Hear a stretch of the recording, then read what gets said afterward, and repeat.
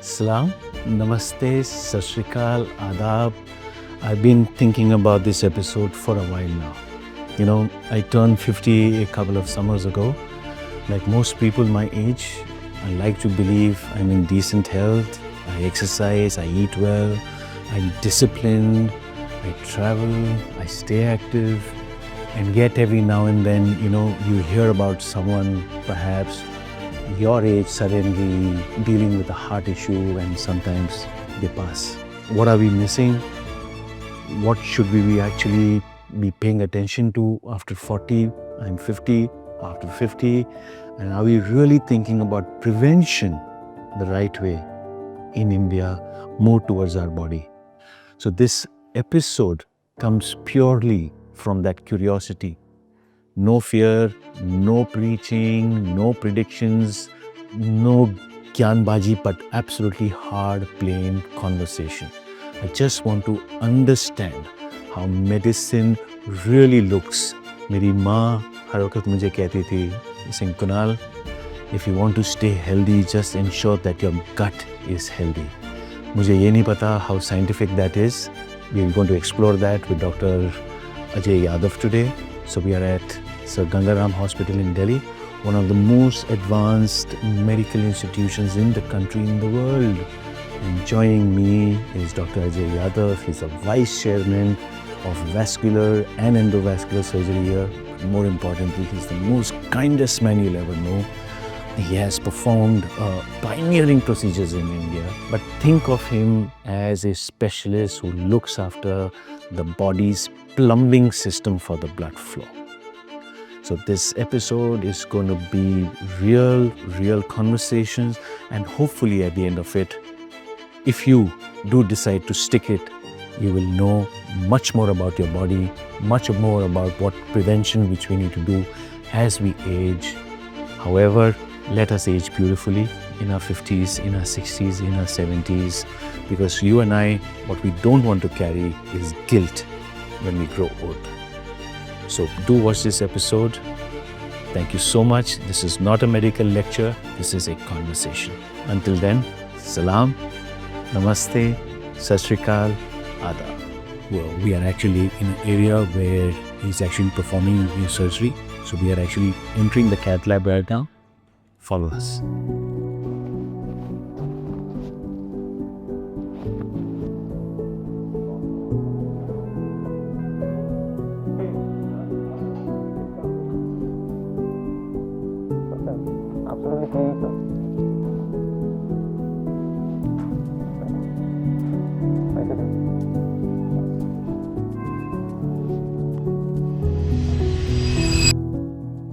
Hi, Kunal. Hey, buddy. So good to see you. What, this is the fire kind of a thing? Yeah. Keep the fire going. Yeah, seriously, this is so nice. So good to see you. And it's changed. What is this? What is this called? This is a lead apron. This is protect you during angiographies. So the radiation comes. Yeah. So to protect yourself, you wear this. And all the shows that you see and everything that you see used to be the blue color. So The blue is underneath. oh, the blue is the underneath. That's the OT dress, but this is what you wear for going into cath labs. Ah, so nice. It looks really good. Please, thank you. And lovely to see you. Absolutely Lovely a to see pleasure. you. Come. So just finished a case, so Oh, is it inside? yeah. Live case going on. That is Is that what, a robotic kind of thing? It is a robotic lab, but we're doing a slightly minor procedure today in the morning. Okay. So putting in a chemo port for a patient who will probably undergo chemotherapy for cancer. Oh. So all the chemotherapy will now go through these ports. And what is the patient suffering from right now? She's down with stomach cancer. Oh. So she requires chemotherapy. So And how old is she? She is, I think around 48 or something. Yeah. Not too old, but. And is it because of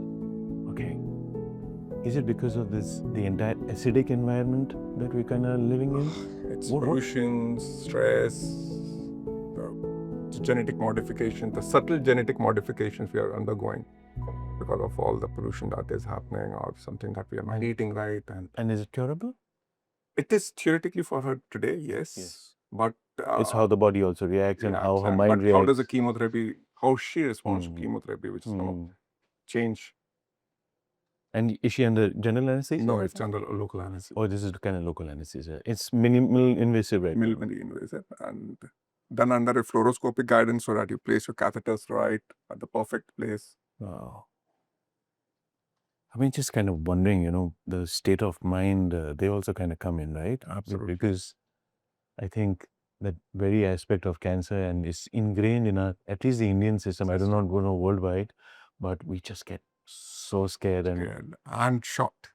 Yeah. The whole family goes into a tailspin. I think so. I think it just completely changes the entire fabric of everyone, right? And it's not just cancer. The cost associated with the treatment is what hurts even more. True. With the newer medicines or the newer technologies, the cost goes up. Ajay, tell me something. Something like this. Let's just take this life case for instance, right? And God bless her. I'm sure she'll be absolutely fine. What are there any symptoms much earlier? And I'll tell you where I kind of come from. My mother used to always tell me, you know what, Kunal, keep your gut clean, right? Rest will follow. Right? Absolutely. And this means for everything, right? In terms of your general health per se, right? I don't know how scientifically true that is, but she would have had these symptoms much earlier, right? Maybe a few years. And one of the aspects I need to kind of discuss with you today is this whole aspect about preventive care, right? Somewhere I think it's a lovely, I would say, for the lack of any kind of word or an expression over here, is people love to talk about it, but we don't necessarily practice it, except for the fact that India is going towards good living, exercise form, but this is something, how could she have prevented this much earlier? What are the earliest symptoms? I think the earliest symptoms are having a tummy upset, a lot of gastritis. Now, we attribute that to bad food or maybe stress, but we have to realize that chronic stress or chronic gastritis or basically acid reflux will irritate our esophagus. And that constant irritation of the esophagus will at some stage cause a ulcer there. And a long-standing ulcer anywhere has a potential to go convert into cancer. Correct. Now, if you have recurrent symptoms which are not going away, now suppose you have swelling anywhere, which ideally should subside within few days, maybe a week, 2 weeks. It's not going away. It's good to get that investigated. Is the Indian medicine fraternity talking more about preventive care? We are now, but unfortunately for all of us, that we sort of started off with the Western healthcare system, which is more inclined towards treating the sick. Correct. So, whereas Indian traditional system Has always always been preventive. Yeah, always been preventive. You prevent so that you don't fall sick. Correct. Whereas the Western teachings have more been You become fall sick, correct, and and we'll then you treat kind you. of come to me. Yeah. And unfortunately, that's something which is not great in the long term. Because one, prevention is always cheaper. A 5,000 rupees test is better than a 5 lakh rupees treatment. So you treat them early, catch them early, and you treat them well. And do you think this also stems from fallacy and myths which happen in family के ये तो पेट ही खराब है, oh आप ऐसा, you must have eaten something, Eno P low because of the acid reflux, because of something. Stress हो रहा है, आज काम का स्ट्रेस है, शादी का स्ट्रेस है, ये तो होता है, ये तो होता रहेगा, मेरे पिताजी यही करते थे, 40 साल के बाद नहीं होगा तो कब होगा, 50 के बाद नहीं होगा तो कब होगा. Correct. So we are bringing this on to ourselves. We are delaying our, I would say, we're delaying our investigations and treatments. And it is basically because we have, and it's true for humans per se, that we live an optimism bias. He had cancer because वो तो smoke करता था या वो तो stress में रहता था. True. मुझे नहीं हो सकता, मैं तो cool हूँ, मैं तो yoga करता हूँ. Incidentally, you know, because you spoke about that she has the stomach cancer, I think this is the fourth or the fifth case I know in the last 3 or 4 years. And incidentally, 3 of them were ladies. Uh, it, I go back to the fact that if you had to meet her 10 years ago, right? Maybe the symptoms may have started at that point when she was 38. And to the audience, 35, 36, 37, I don't know, maybe 30, what should they be looking at pretty much on a yearly basis and say, you know what, that's your yearly vacation, but that's your yearly annual checkup as well, and that is mandated. And every decade, I think the test needs to increase or perhaps expanded. What would that be?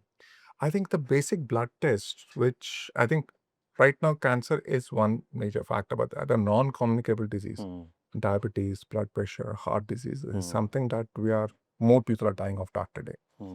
Unfortunately, the tests are easier for those. Simple getting an HbA1c test, a lipid profile test, or a HOMA, which is basically insulin resistance that we were earlier talking about also. Now, those are simpler tests which are easier to do. You can get it And done at any this lab needs to happen every annually. year. Every If year. you're in 30s, start getting them every year. If you're in 40s and late, starting with 50s, maybe every 6 months. And especially getting diabetes and other things sorted is better. Got it. Because the earlier we start doing these tests, we start getting a trend. So it is not one single report which is bad or good. It is the trend that is happening.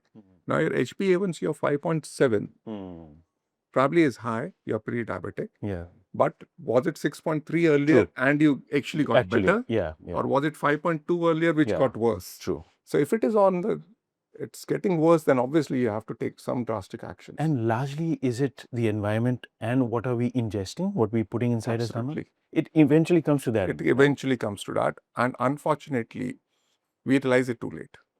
We realize it. We take it for granted in our 30s. In our 40s, it won't happen to me, right? And when it happens, usually you're in the like a almost maybe 3 flight of stairs into your so-called illness.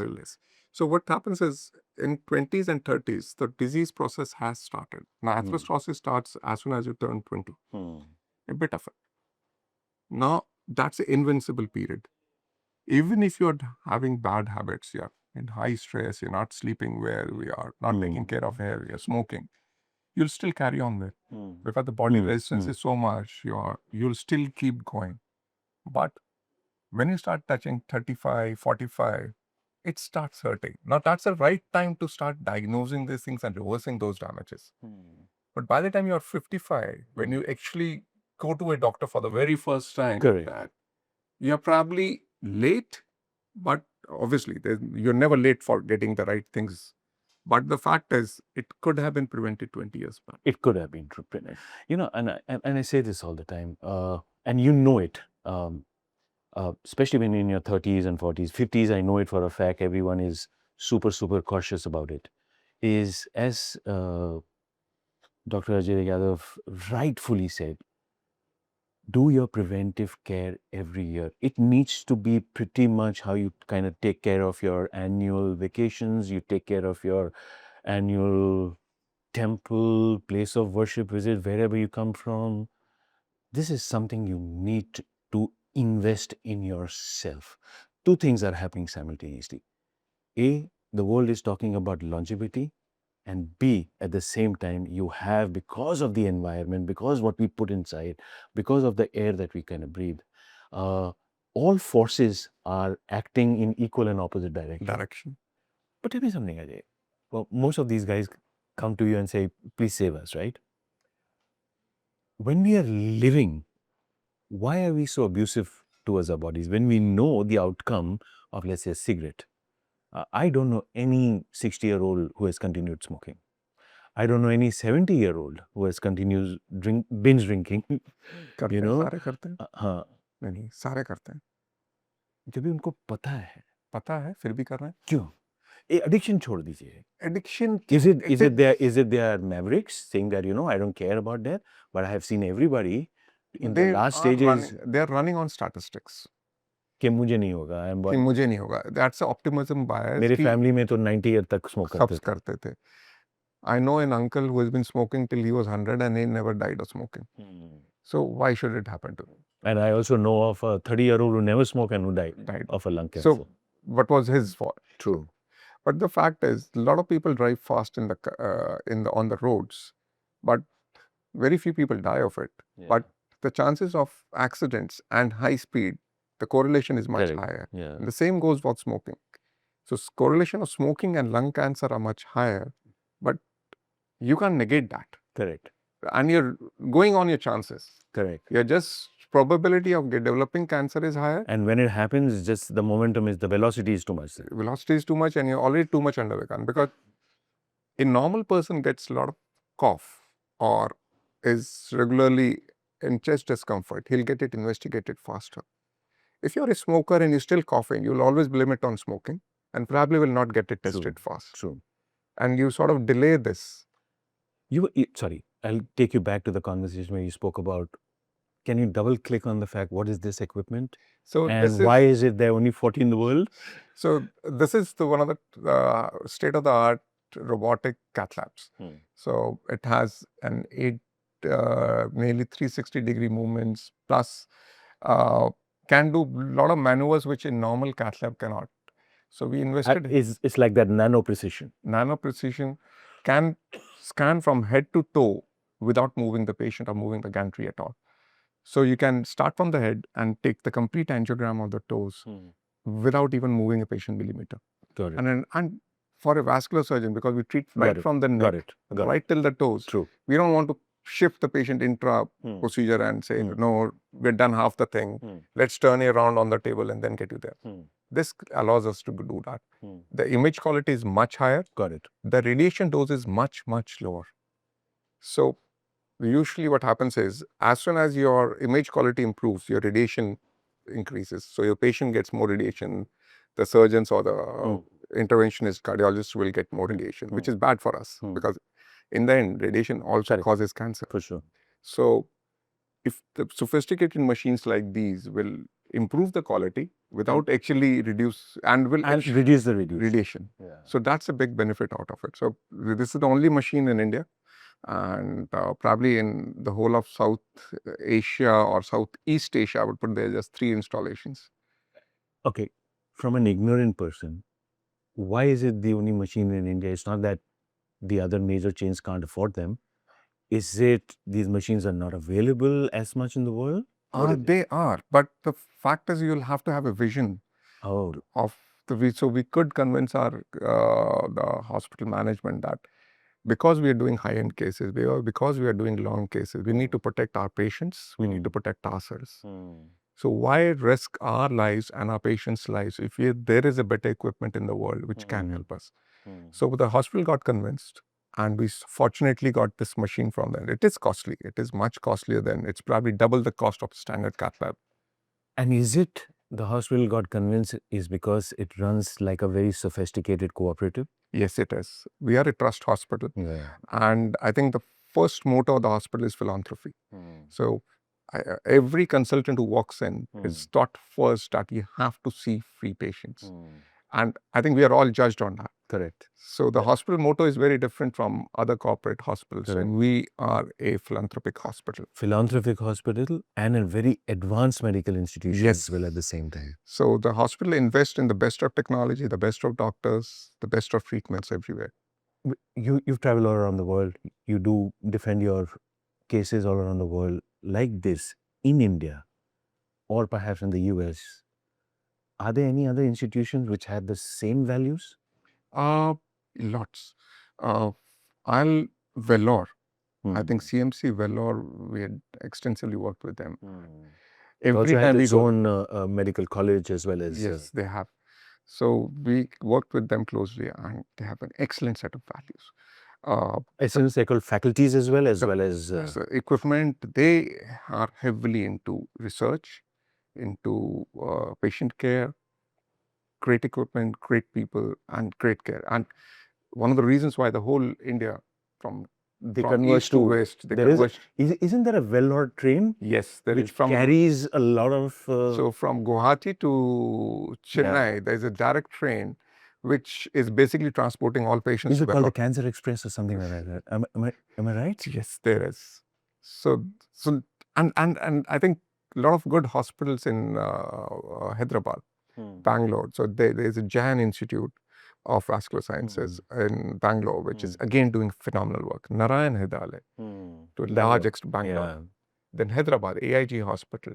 So And it's very, how do I say, it's very founder trustee led, right? Yes. That gentleman or the lady sitting on top wants to kind of give, in the case of Sir Ganga Ram, Sir Ganga Ram Hospital. yeah. And I think that's a kind of culture which we have built. And I think the similar cultures have been built there, where it's top down. You enter as at a young age, you never leave because you don't want to. It's just that you don't get offers from others. You are the owner and your of your department. department. Research is happening here. It's a collective cooperative for the greater good of mankind. Yes. Money is secondary, care is primary. Absolutely. Don't care how much it costs. Yes. And the hospital supports you in every way. So there's a poor patient who says that, yeah, this is a high-end treatment, I can't afford it, or maybe I can do 10-20%. The hospital comes and backs you up and says, yes, please go ahead and save that patient's life. Emergency care to hospital care. The only cancer problem care. is the population of this country is so much that you can't handle everyone. you can't. But the hospital actually allows you to have 25% free beds. Free beds means completely free beds, and that's huge. Very and they go under some kind of a waiting list and yes, they you have move up like a cadaver kind of a thing, right? Yes, and fortunately we have a computerized system, so Got it. you get enrolled in that. Automatically, the call comes to you. Yeah. Your bed is ready. If you're not there, the next person will get a call, and it's a very well-oiled system. It's monitored by the government as well. Unfortunately, Ganga Ram never has any complaints from anyone. No, seriously, anyone who can speak about. And one of the reasons why we find quality healthcare coming out of these private good hospitals is it's so patient-driven that everybody thinks only about how do I get this guy better, get this patient better. And this is so much different. Money is secondary. So money is never a problem. It is always, what can we do better for the patient? Tell me something, okay? When you look at again, let me talk about the hospitals. I'll tell you where the conflict for most Indians also kind of come in, right? Obviously, none of us, we all believe that we are immortals, never going to die. Absolutely. And we fear, there is this cardinal fear of passing. Illness will not touch us, and if it does, we'll figure it out. And then the entire fraternity is like the builder community in India. Allow me to explain what it means. You have some phenomenal, let's say, real estate guys, and you have trust. And you have some phenomenal medical institutions, and you have trust. But the minute you say private, whether it's India A you're talking to or India D you're talking to, there is this sense, I'm not talking about Ganga Ram per se, I'm just talking about the proliferation of these private hospitals, of will I get treated? Yeah, but the treatment perhaps would be over-diagnosed, over-prognosed, over-indexed on, I would say, surgery, medication, radiology, whatever you may want to call them. And there is this sense of distrust happening. Am I right? Yes. And on the other side, see, I come from education. I believe, private equity should not come in two sectors. There's medicine and there's education. I agree. Then the paradox is, we are still a growing country. If money doesn't come, how do we equip ourselves? Give me a sense. How do we balance this? It's a very, I'm sure you would have thought about it so many times. Yes, we do. And it's a dilemma we all face. Because at some stage we realized that to give quality care, you need to have capex. You need to have money to buy these things. So very few hospitals actually follow Ganga Ram route, where we don't take loans. So we build everything up a from your own corpus. cash flow. Yeah. So the hospital builds up a cash bracket, and builds it for 4-5 years, Got and then it. And then invests, yeah. gives it back to the Yeah. community. Taking a shortcut through AP. You don't have that interest burden per se. Yeah. It may take you a few years to build that cash, but then you don't have. So we build slow, Yeah. but we build for a long term. Yeah. So the aim is to have something and So 200 years, this board is going to be there. You and I will not be there. Yes. But Sir Ganga Ram would be. The show goes on. Yeah, the show goes on. But the fact is, I 100% agree that education and healthcare should not be profit driven. Yeah. Not profit, I would say excessive profit driven. They are both at some stage for social welfare. Correct. And we need to balance them out. Yeah. And healthcare per se is a very sensitive issue. Education, you may still be able to want to pay out. But healthcare is something where a lot of people have hesitations, and they're true to some extent. And it's because they are poor patients. Correct. Especially India. Talk about all these things. You want extraordinary profits. You talk about in 2080, right? We still have a billion population at 2,500 per capita GDP. You cannot. Of course, there is Ayushman, Bharat now, all those kind of things. But the fact is, I think, in my opinion, I hate regulation. I am a deregulation kind of a guy. I propose that. I'm a proponent of that. But there has to be an oversight, I would say. Maybe from the doctors' fraternity. I don't know how it happens. Maybe you have the Bar Council of India, how you have the Medical Council of India. Sure. And then say, you know what, if you want to establish here, of course, 25% beds to the poor, all that. But those extraordinary profits, no.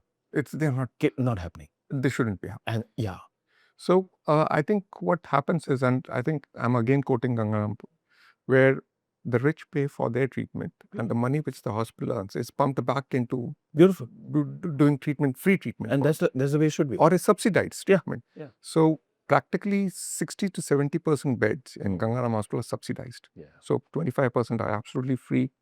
Next 25-30% are subsidized beds. And when you say subsidized, it's not that somebody is doling you out a note. Subsidized means everyone's fees are lowered. Yes. Am I right? The hospital charge is less than what they actually spend on that patient. Yeah. So, but even for Indians, that seems excessive at times. And I think Ayushman Bharat and other similar schemes do help, because they are able to provide that extra help to the patients that they can cover up those extra costs. You've been at this for like almost 32 years now, right? 30 years. 30 years. No, as in if you take the med school and all that, then it goes way higher, right? What you know now, if you knew back then, and if you had literally, I would say, a mic to tell everyone in India in terms of just don't do these 3 or 4 things, right? And you'll be okay. What do you think that should be? Because at the end of the day, I'll tell you why this entire aspect of what you do, your specialization is because it is actually the plumbing system to the body.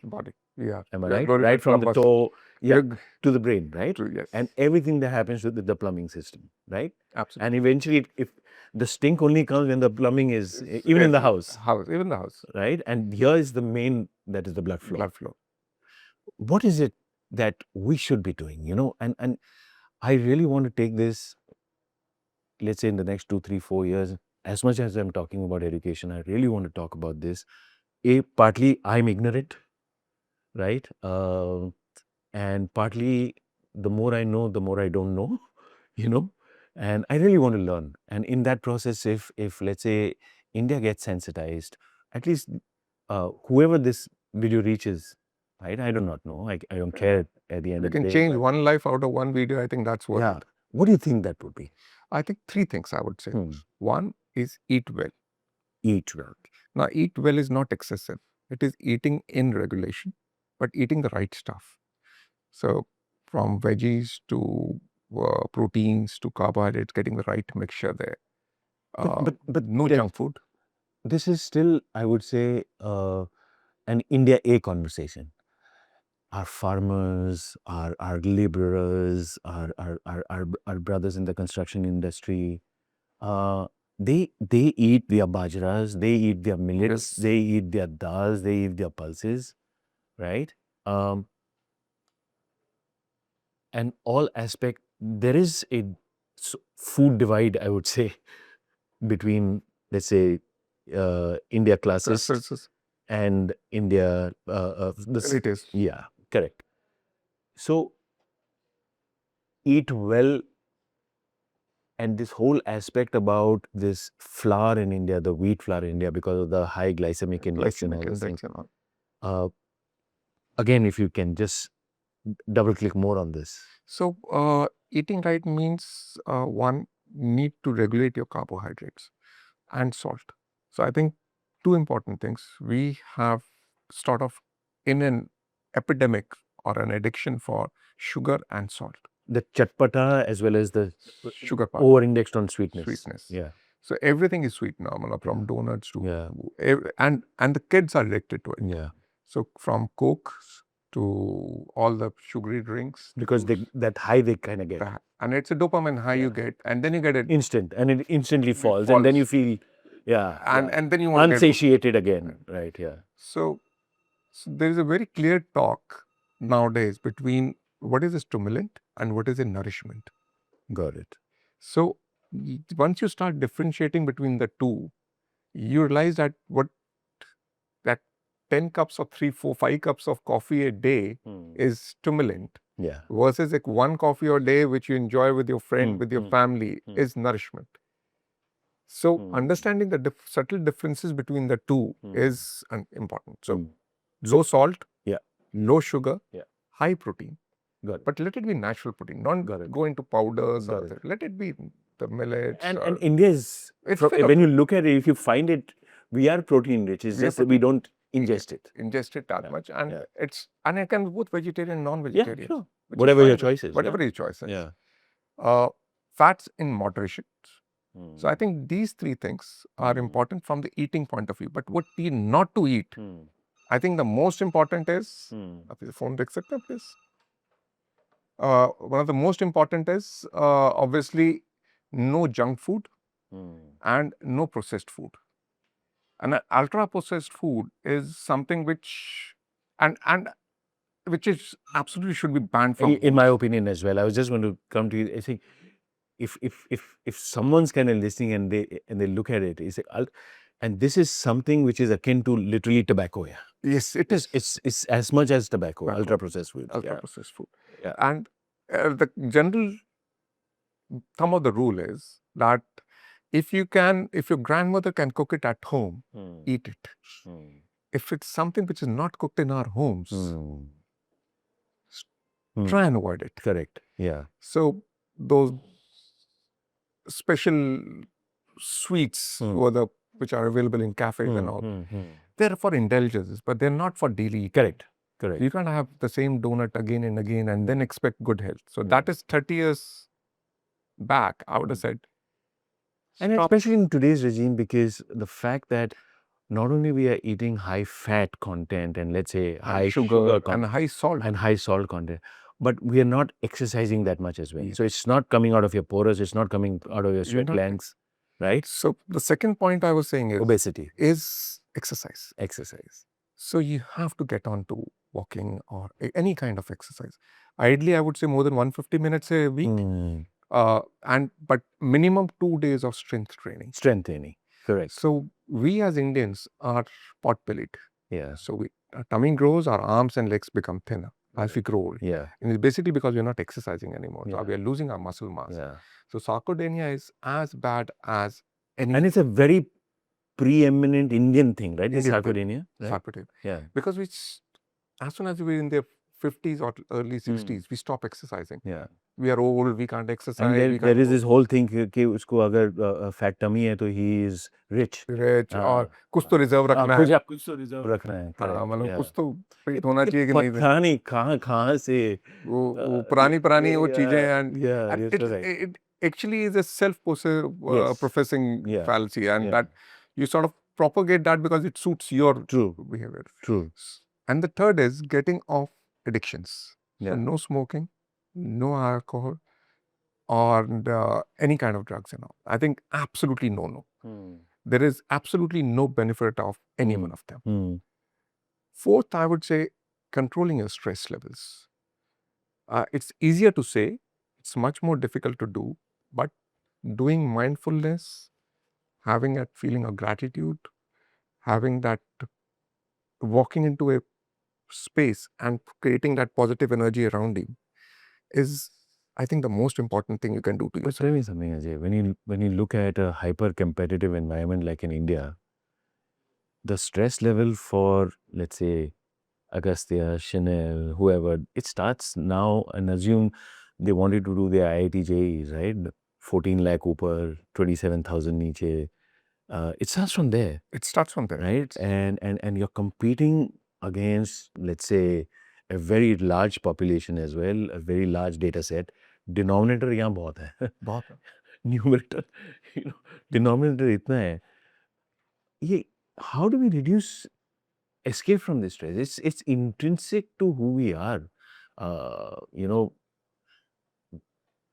and I don't think so it's kind of going to go away for the simple reason it's just the population is kind of so much. Too many people are chasing far fewer this thing. Thank you, Ji. Mehrgani. Thank you. Thank you so much. Thank you, Shajit. So, Thank you, Beta. thank you, Ajay. Thank you. Yeah. कैसे करें ये stress come? So a bit of stress or that what Is we call good. is healthy stress is good. Yeah. Because only then you will start working out. If you're stressed about your health, you'll start exercising. And all the stress is just between your two. Yeah. But unhealthy stress is when you're bogged down by it to the extent that you make sudden drastic lifestyle changes from you start smoking because of stress, or you start alcohol or drinking. That's all escapism. That is escapism. You're not. Yeah. The I problem want to not have going that on. hit, to your point, stimulant versus that Nourishment. debate. Yeah, nourishment. And I think this is important for us because stress will never go away. Even animals have stress. Yeah, sure. If there's a tiger And so- running behind you, the deer would obviously have stress. And But that stress should go away as quickly as it comes. I'll just kind of look into the camera and say, to the point that he's saying, when you have stress, it's good. You're going towards your purpose. But the problem with us is our entire universe is between these 2 years. This is where we live, and this is where we process, and this is where we think of the best and we think of the worst. So, ये हमारे हाथ में है. तो वो जो अगर आपको लगे unnecessary procrastinated काला जो stress है, कोई फायदा नहीं है. Because at the end of the day, you're damaging your own body, and eventually it will flow into your system. अच्छी stress लो, पढ़ाई की stress लो, कोई problem नहीं. वो अच्छी stress है, लेकिन over again इतना मत सोचो आप. But I just wanted to give 1 or 2 pieces of advice. हाँ जी. And the kids, especially nowadays, are stressed from Thank everything. Now, I think the biggest stress maker for today in younger generation is social media. And I agree with some of the, I think, countries Of banning it. banning it till the age of 16. Yeah. I think it's absolutely great. Absolutely. Unfortunately, you heard about that Ghaziabad story. Ghaziabad It's a story. developing story. I don't know whatever the truth is. I only know one thing. 3 human lives were lost. 12, 14 and 16. They didn't have the rational brain that much also developed to think otherwise. And it is that dopamine hit they wanted perhaps by watching whatever they were watching. Whatever they're watching, the challenge they were going through. And I'm telling you, Ajay, you drive every day. I drive every day. As recently as yesterday, I had on the national highway this guy riding a bike, and he has his mobile in front of him. He's watching a movie, and he's at 80 or 100 speed. I don't know, and he's watching a movie. oh God, that's terrible. Well, he not only is going to harm himself, and scrolling as well. So watching a movie and is not a YouTube movie, but like a Instagram. Instagram. I asked my driver, देखो ये क्या कर रहा है ये? बोला अभी sir क्या ही करें अभी इसमें? क्या putting yourself at risk, putting your family at risk, putting others at risk for this dopamine. that hit that it gives you. And I think this is one thing which is harming each and every one of us. I think so. You now earlier, and this is where gratification comes in, or slow gratification that we usually say. Delayed gratification is the right word, where you sit down, have a chat with your family without phones, without any kind of disturbance. You sit in the sun, read a newspaper or read a book. I think that gives you more joy and more comfort to your brain than any kind of even hours of Instagram can't. True. You know, apart from what we were kind of talking about, can we move on to this whole aspect about diabetes? You Yes, we spoke can. about sugar. Yes. I want to talk about diabetes. And somewhere I think, let me kind of read through my notes. I hope I kind of get them over here. Is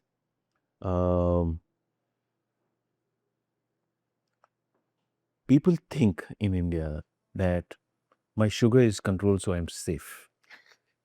Yeah, you know, let's start busting this myth. First. So I think it's very important to get it trained. And I think this is what we were discussing earlier too. HbA1c, which is a marker for finding out what's your current diabetes or your sugar levels for last 3 months.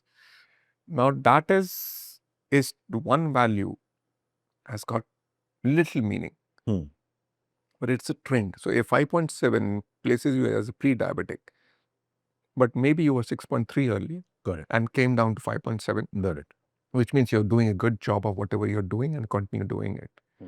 But if you were 5.2 earlier and have become 5.7, that means you're not taking care of yourself. That means you need to go back. So getting these tests regularly is very Especially after 40s? I would say you start at 30s. Oh, you start at 30s. So we're seeing in England where I worked earlier. So most of my patients, vascular patients, were in their 70s and 80s. Most of my patients in India are in their late 40s and 50s. Wow. So that means that they were diabetic when they were in mid 30s or didn't know they were diabetic, probably got diagnosed when they were in early 40s. You're in that optimism that I feel okay, even if I'm diabetic, I feel okay, I don't need to care. They take 5 to 10 years of uncontrolled diabetes and then they're landing up with us. What happens to the plumbing system when you have diabetes? You have accelerated atherosclerosis.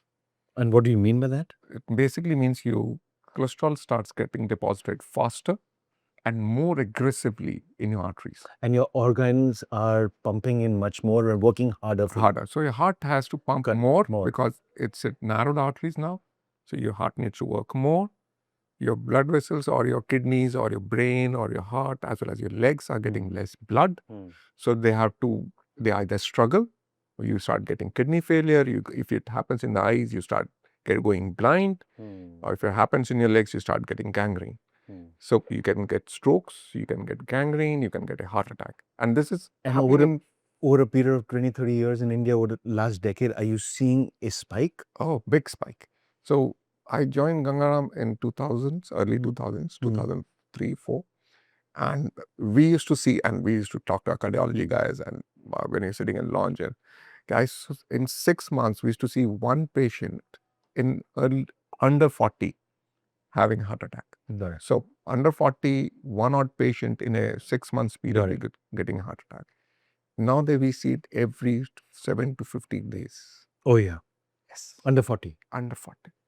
Can you imagine? And when you look at them, and if you had a pattern, can you just decode that pattern?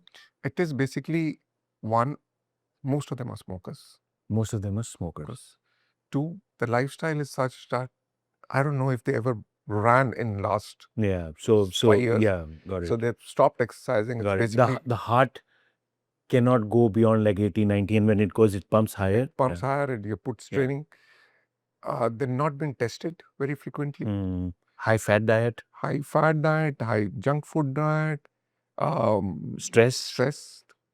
From working from 7 till 11 in the night, sleeping now sleep is very important for us. And that's the first thing that goes. Yeah. So we're cutting down our sleep time. So we are scrolling till probably midnight or even 1 o'clock. You wake up at 6, 7 and get on to work. Correct. So I think we're killing down our sleep. We are doing less exercises by saying that we don't have time for it. But And to look at it, Ajay, tell me something. And it's easy if you break it down, right? If you just break down the first principles here, right? Hey, for whatever reason you want to rush, I'm not here to tell you to smoke. Please don't smoke. But if you do, smoke less, drink less, stress less, exercise more, and eat better. and eat better. So the formulas of better life are not very difficult to. Yeah. It's all self-inflicted. It is mostly self-inflicted. How much of DNA works? DNA does work. And Indians as a population or as a country or the South Asia would put it together, we are genetically predisposed to diabetes. We are. We are shorter, we are fatter, we don't exercise, our limbs are smaller. Our muscles are the ones which will break down all your fat. And in the medicine world, can this genetics be, when you say predisposed, can it be reversed? Can this be shifted elsewhere, or this will always remain in the sea? Difficult question to answer, because we were not like this. We were not like this. So we were in early 90s or 80s, 1800s or 1900s, early 1900s or 1800s. We were dying more of, I would say, communicable disease, diarrhea, malaria. Got it. Waterborne. And infection related. None of us were dying of these diabetes, heart attacks and all, because we were doing something right. And it's probably related to our eating. We were walking more. Correct. For sure. We were farmers. For sure. We were exercising more. So we were definitely there was no junk food. There was no junk food. And that's why we were surviving more. But in 60s and 70s onwards, is it our wheat which has come in? Is it our junk food which has come in? Or is it the aerated drinks or something which is, we are all gone. There's always this insulin spike in the body which is happening, am I right? It just doesn't allow it to settle. And then you're eating something again with a high glycemic, again it kind of goes high. I think in my opinion, and I've been reading quite a lot about it, but you're a practitioner. It's those first principles: eat better, right? Don't oversatiate yourself. Eat less sugar, eat less salt, exercise. Exercise, absolutely. Just go out there again. That's what you're trying to say. And sit with nature. At least calm your mind, your stress levels will go down. Just sit with nature. कमाओ पैसे, लेकिन इतने भी क्या कमाओ कि, at the end of the day, you're spending most of it perhaps in hospitals on your own care. So think wisely, guys. I would only want to say that. So when we're kind of talking about it, eventually, especially the 30 and the 40-year-olds, I can safely tell you, at least the 50-year-olds, we are much more conscious about our health once we have turned 50. But as much as you're talking about work-life balance, also have your health-work-life balance. And that's extremely important for all of you. Indulge karna hai, karo. एक चीज याद रखना, you're the body, you're the host. जितना अंदर डालोगे, कहाँ ना कहाँ वो बाहर आएगा. Rest, I leave it to your better judgment. हाँ जी. So let's go to a different wing of the hospital where I'll probably try and show you two sides of Delhi. I'm told one side would be like a 350 AQI and one side is almost zero. Yes.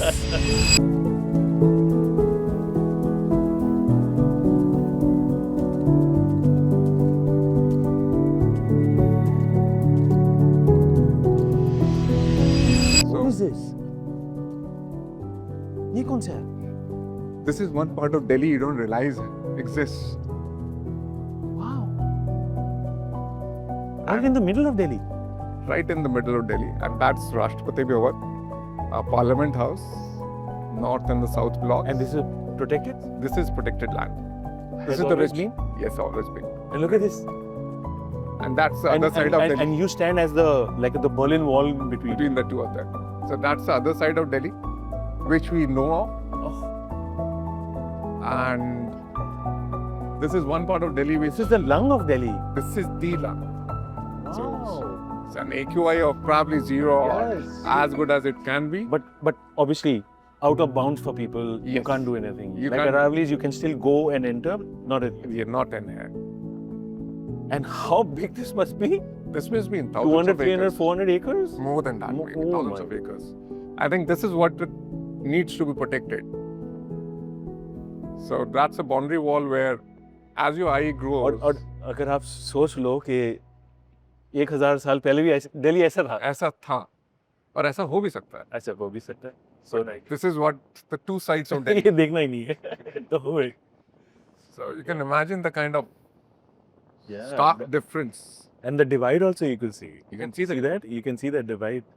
Right. So on a clear day, you can even see, I would say, still hazy. Is that the new Parliament House? That's a new Parliament Oh House. wow. That's a new Parliament House, Rashtrapati Bhavan. The background behind that is the Jawaharlal Nehru Stadium. Got it. Then this side is Birla Mandir and the whole of Connaught Place. Beautifully.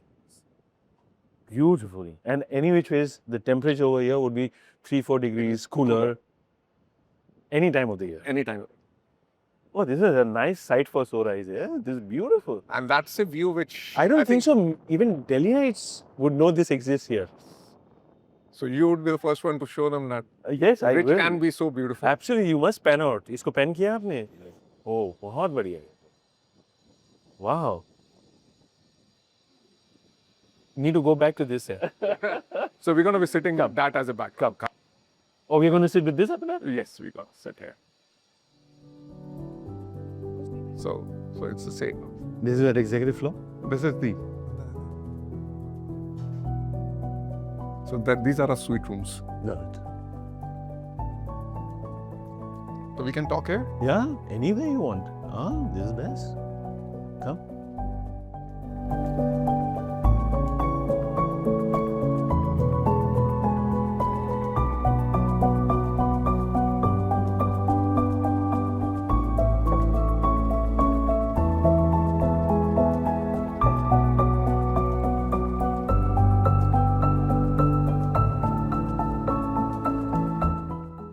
When we are talking about particle matters and we saw this beautiful lungs of Delhi,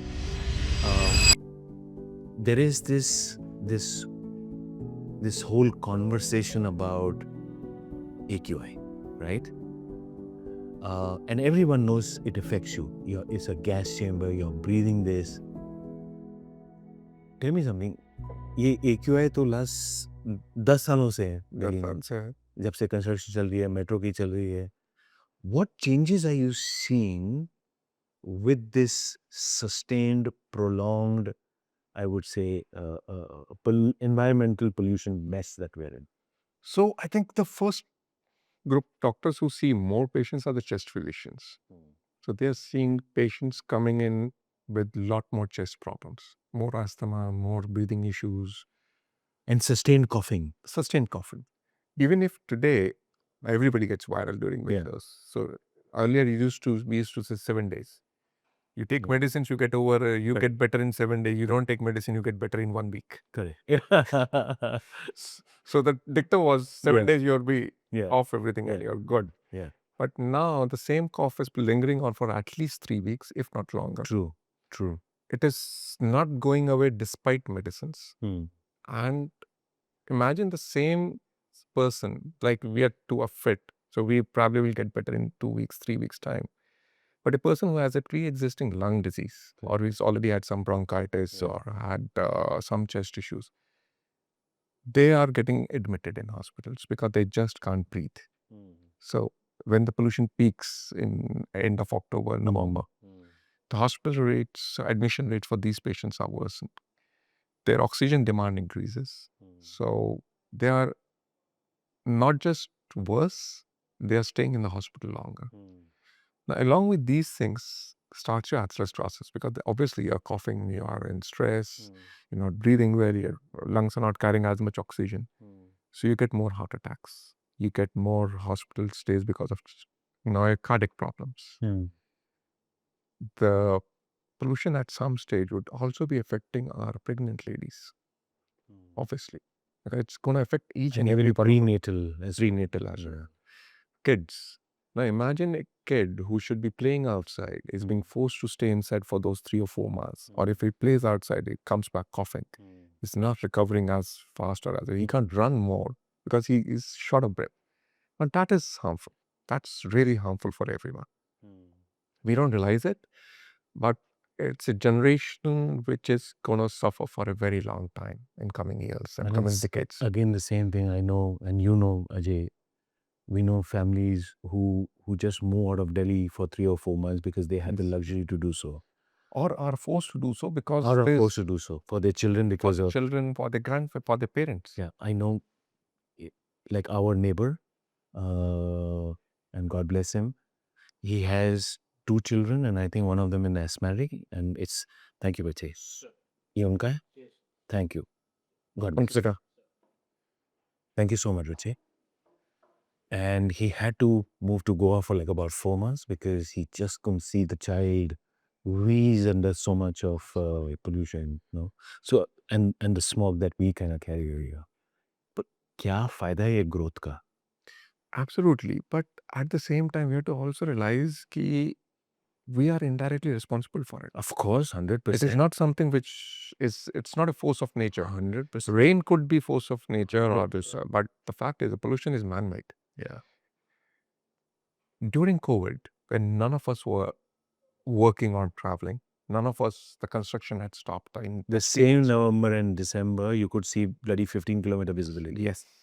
We were breathing better. Yeah. Despite COVID, we were restricted at home, but in balconies, we were breathing well. Yeah. We had some of the best fruits and vegetables during that period. So right. So right. And they were country fresh. Yeah. So the farmers were selling it directly. You had the best veggies, you had the best fruits, and you were enjoying the good air, good environment around you. And I think It's all gone.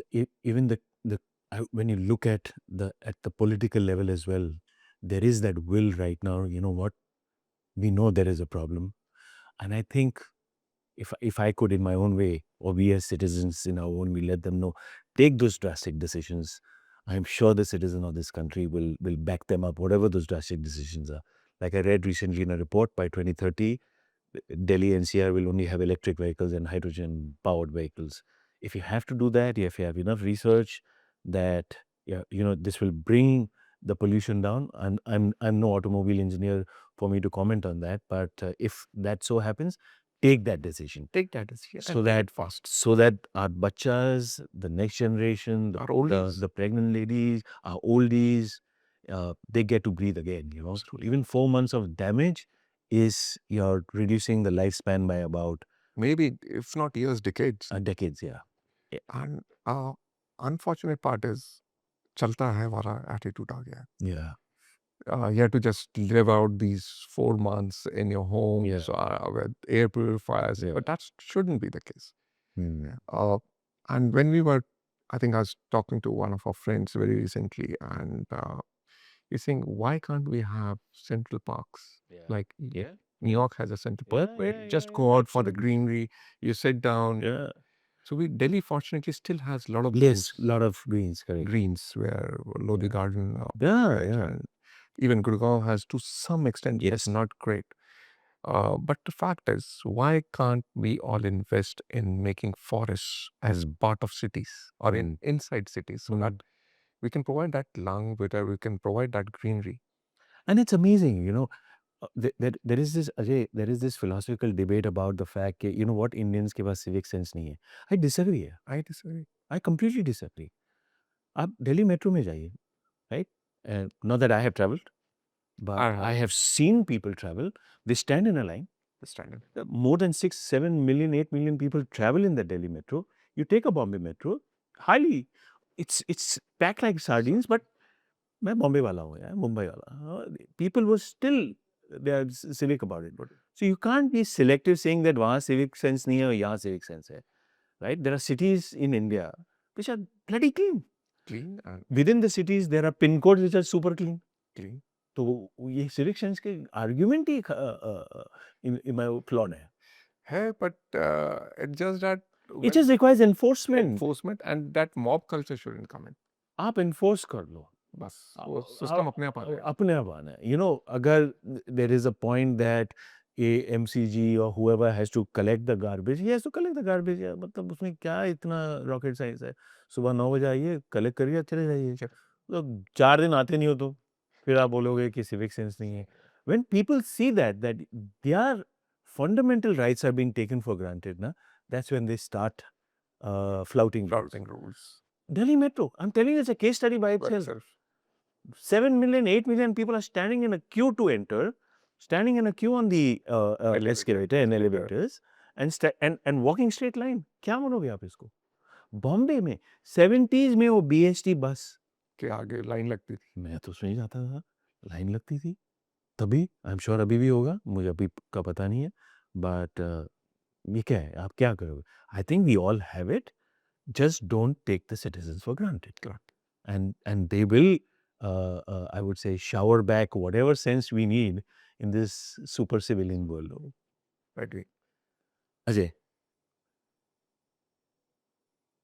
in when we were talking offline, you spoke about the fact, Kunal, forget diabetes, but fatty liver is now killing more people. Absolutely. We don't realize that really scared me. Can you give us a sense what's really happening there? So obesity is a problem. We all realize it. And it's non-alcoholic fatty liver. Yes, I'm talking about non-alcoholic fatty liver. Anji. So I'm talking about pure obesity. Got it.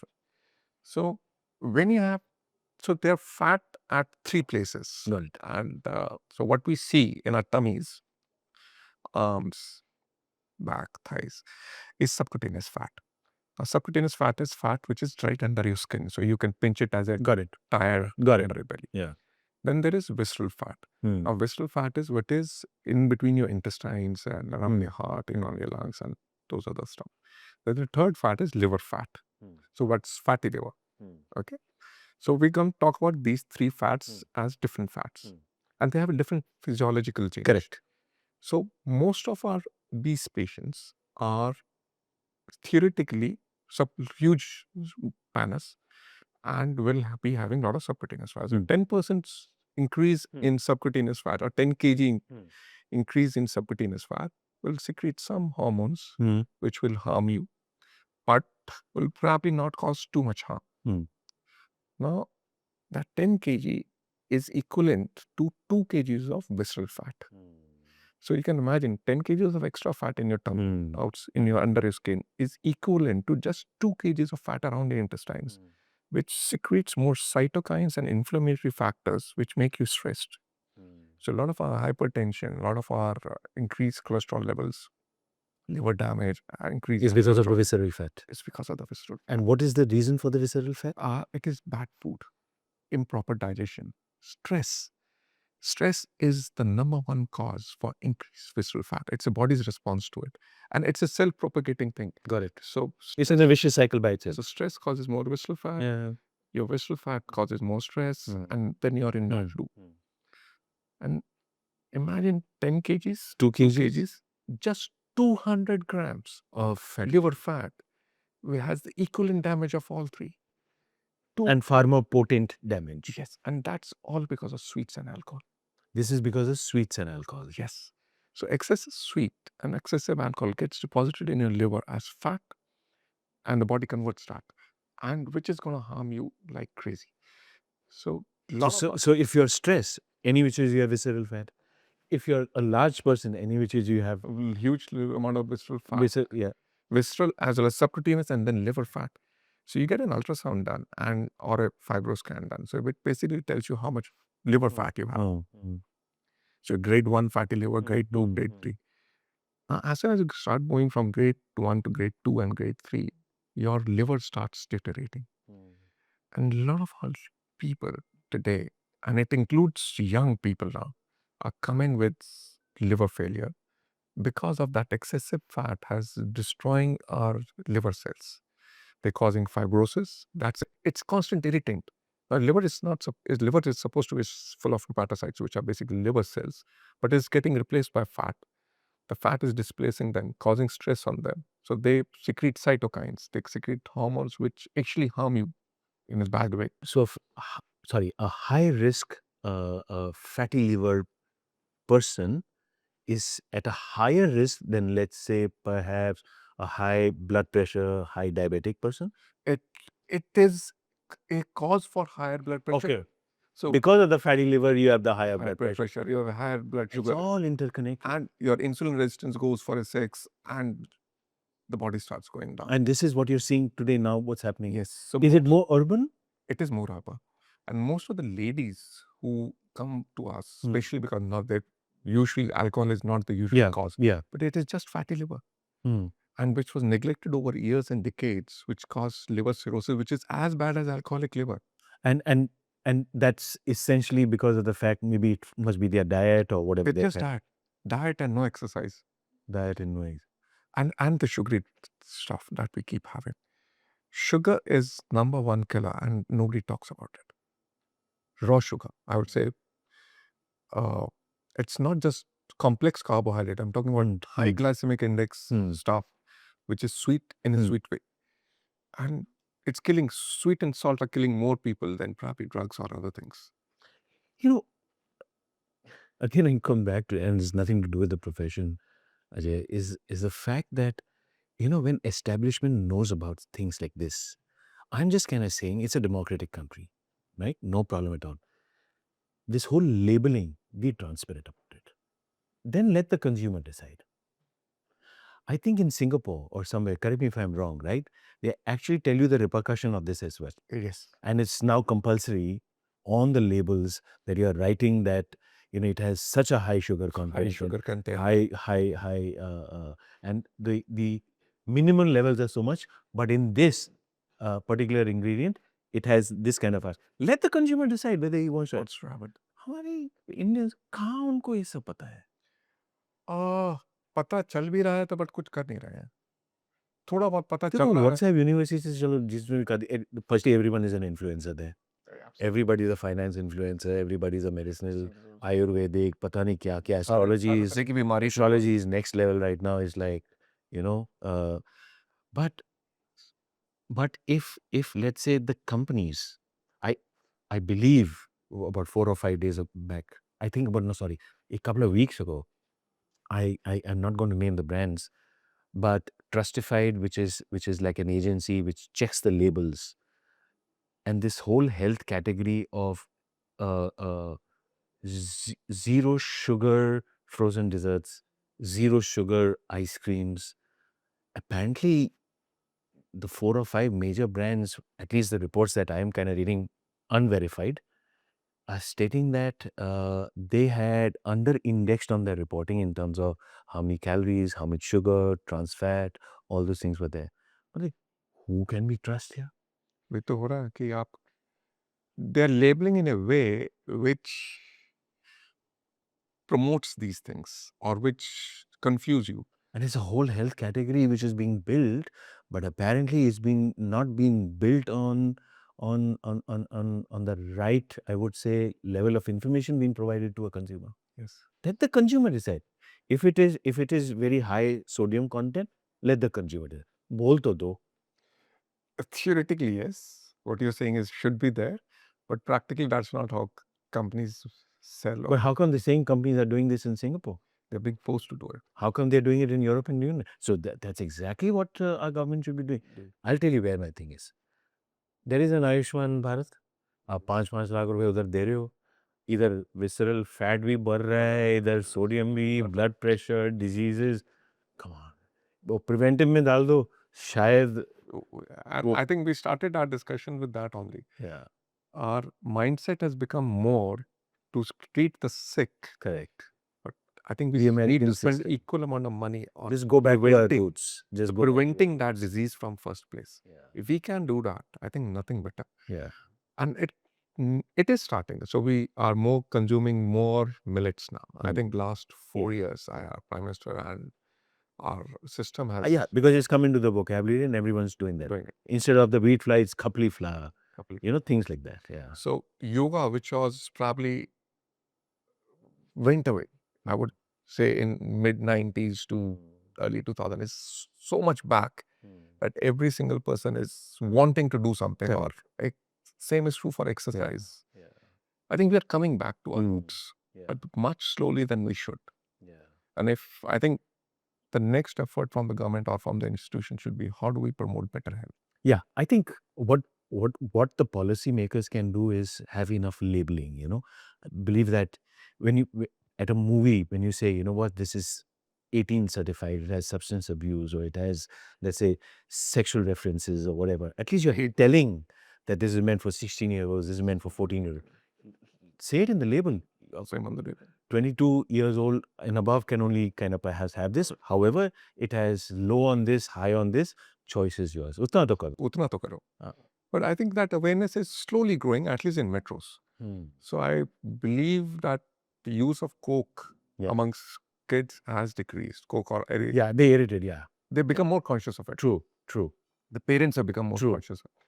So the culture of young kids having aerated drinks I think is decreasing. So they're more preferring real juices taken out at home rather than packaged juices. Yeah, you're absolutely right. Or perhaps that whole smoothie culture which is happening these days. Yeah. So we are sort of slowly moving towards it, but that's probably more among people who know this are consciously trying to find a solution to this. But I think the more it's in the vocabulary, right? And I think the more people see it, we'll talk about it. And talk about it. Yeah. So I think it is sort of going down, but I think it's too slow, and we are a huge population. So we'll always have consumers for those roti, double chocolate. So it goes back to the same thing. It's your diet. It needs to start much early.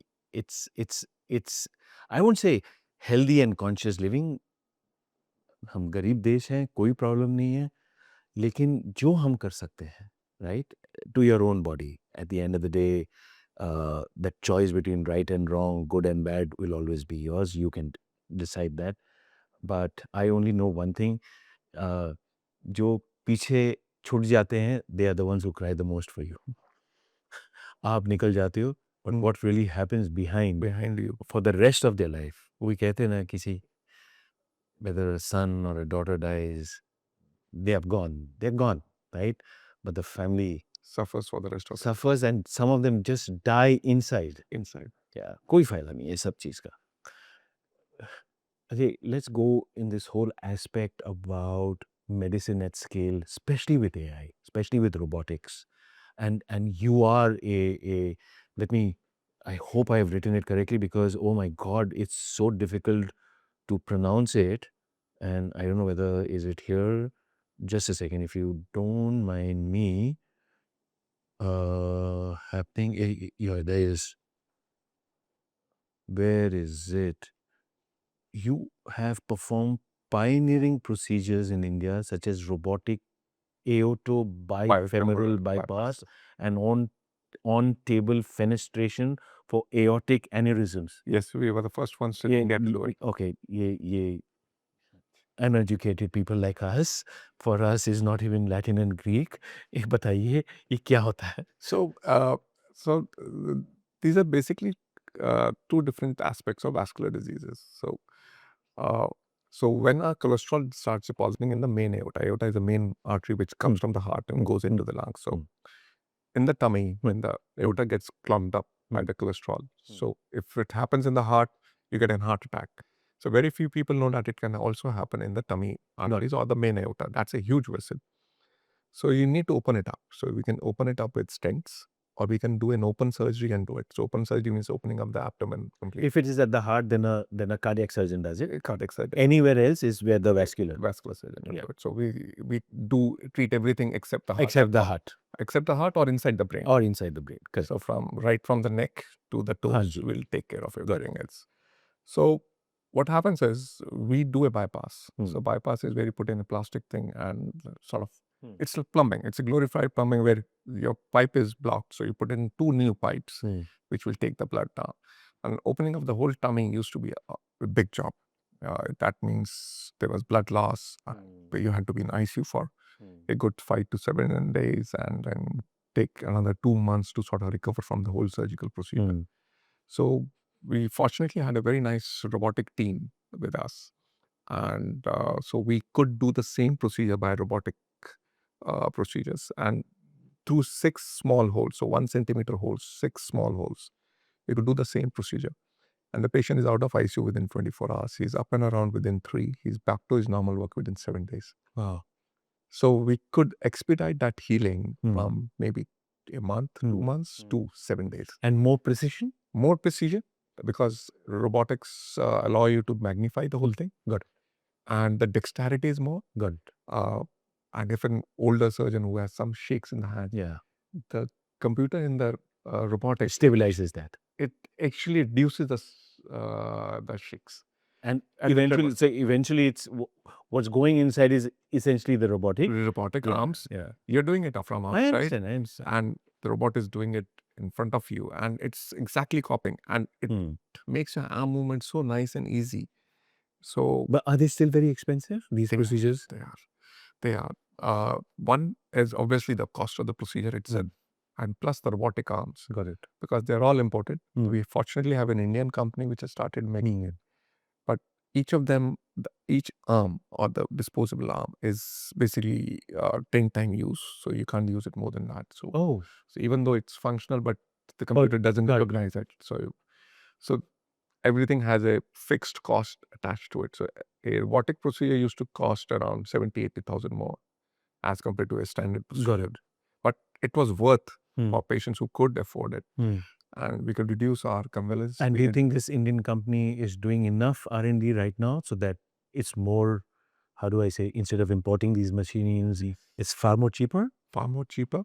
The service is better, obviously. Beautiful. And they're evolving. So a lot of our cardiac centers are now investing in this for doing cardiac bypasses. Got it. So it's a beautiful system. And as technology advanced as any of the machines around the world, beautiful. So in fact, that second company has come in. They have just installed a robot.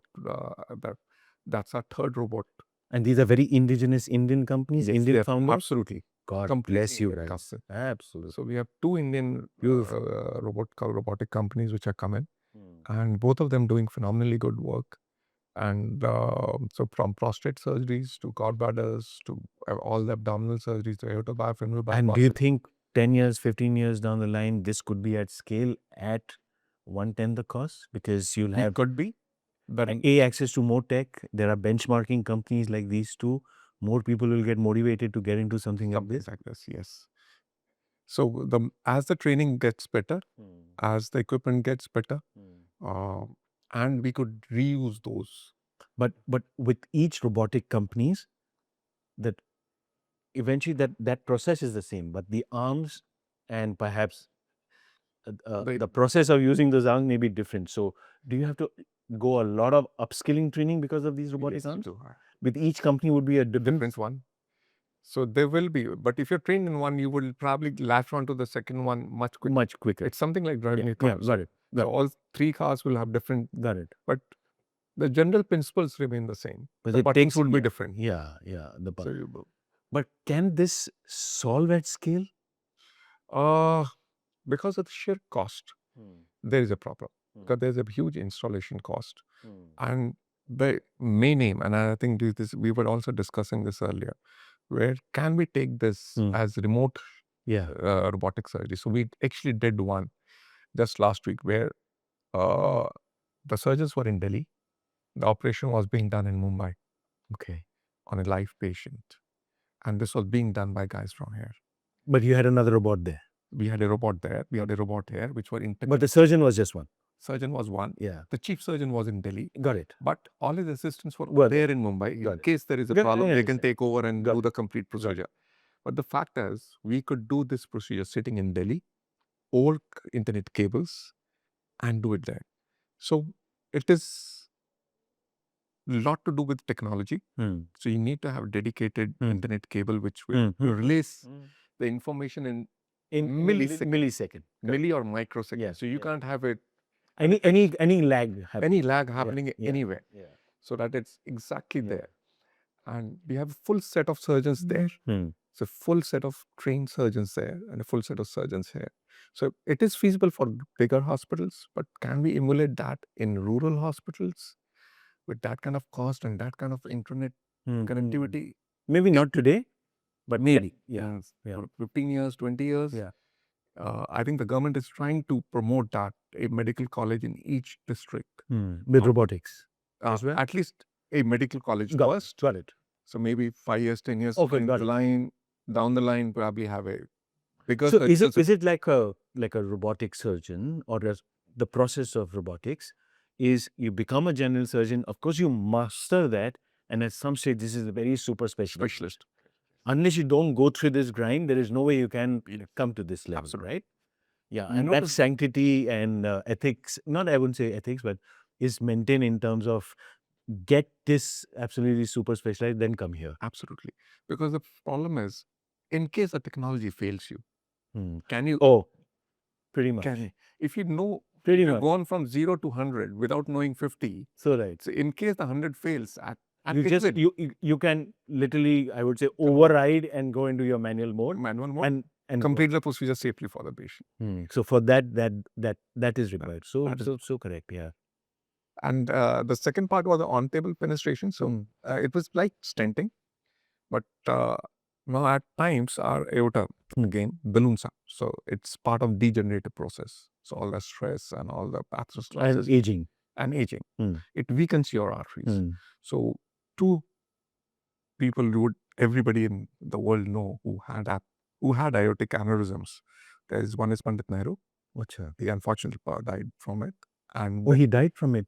he died from ruptured aneurysm. And the second was Albert Einstein. He had a huge thoracic aneurysm.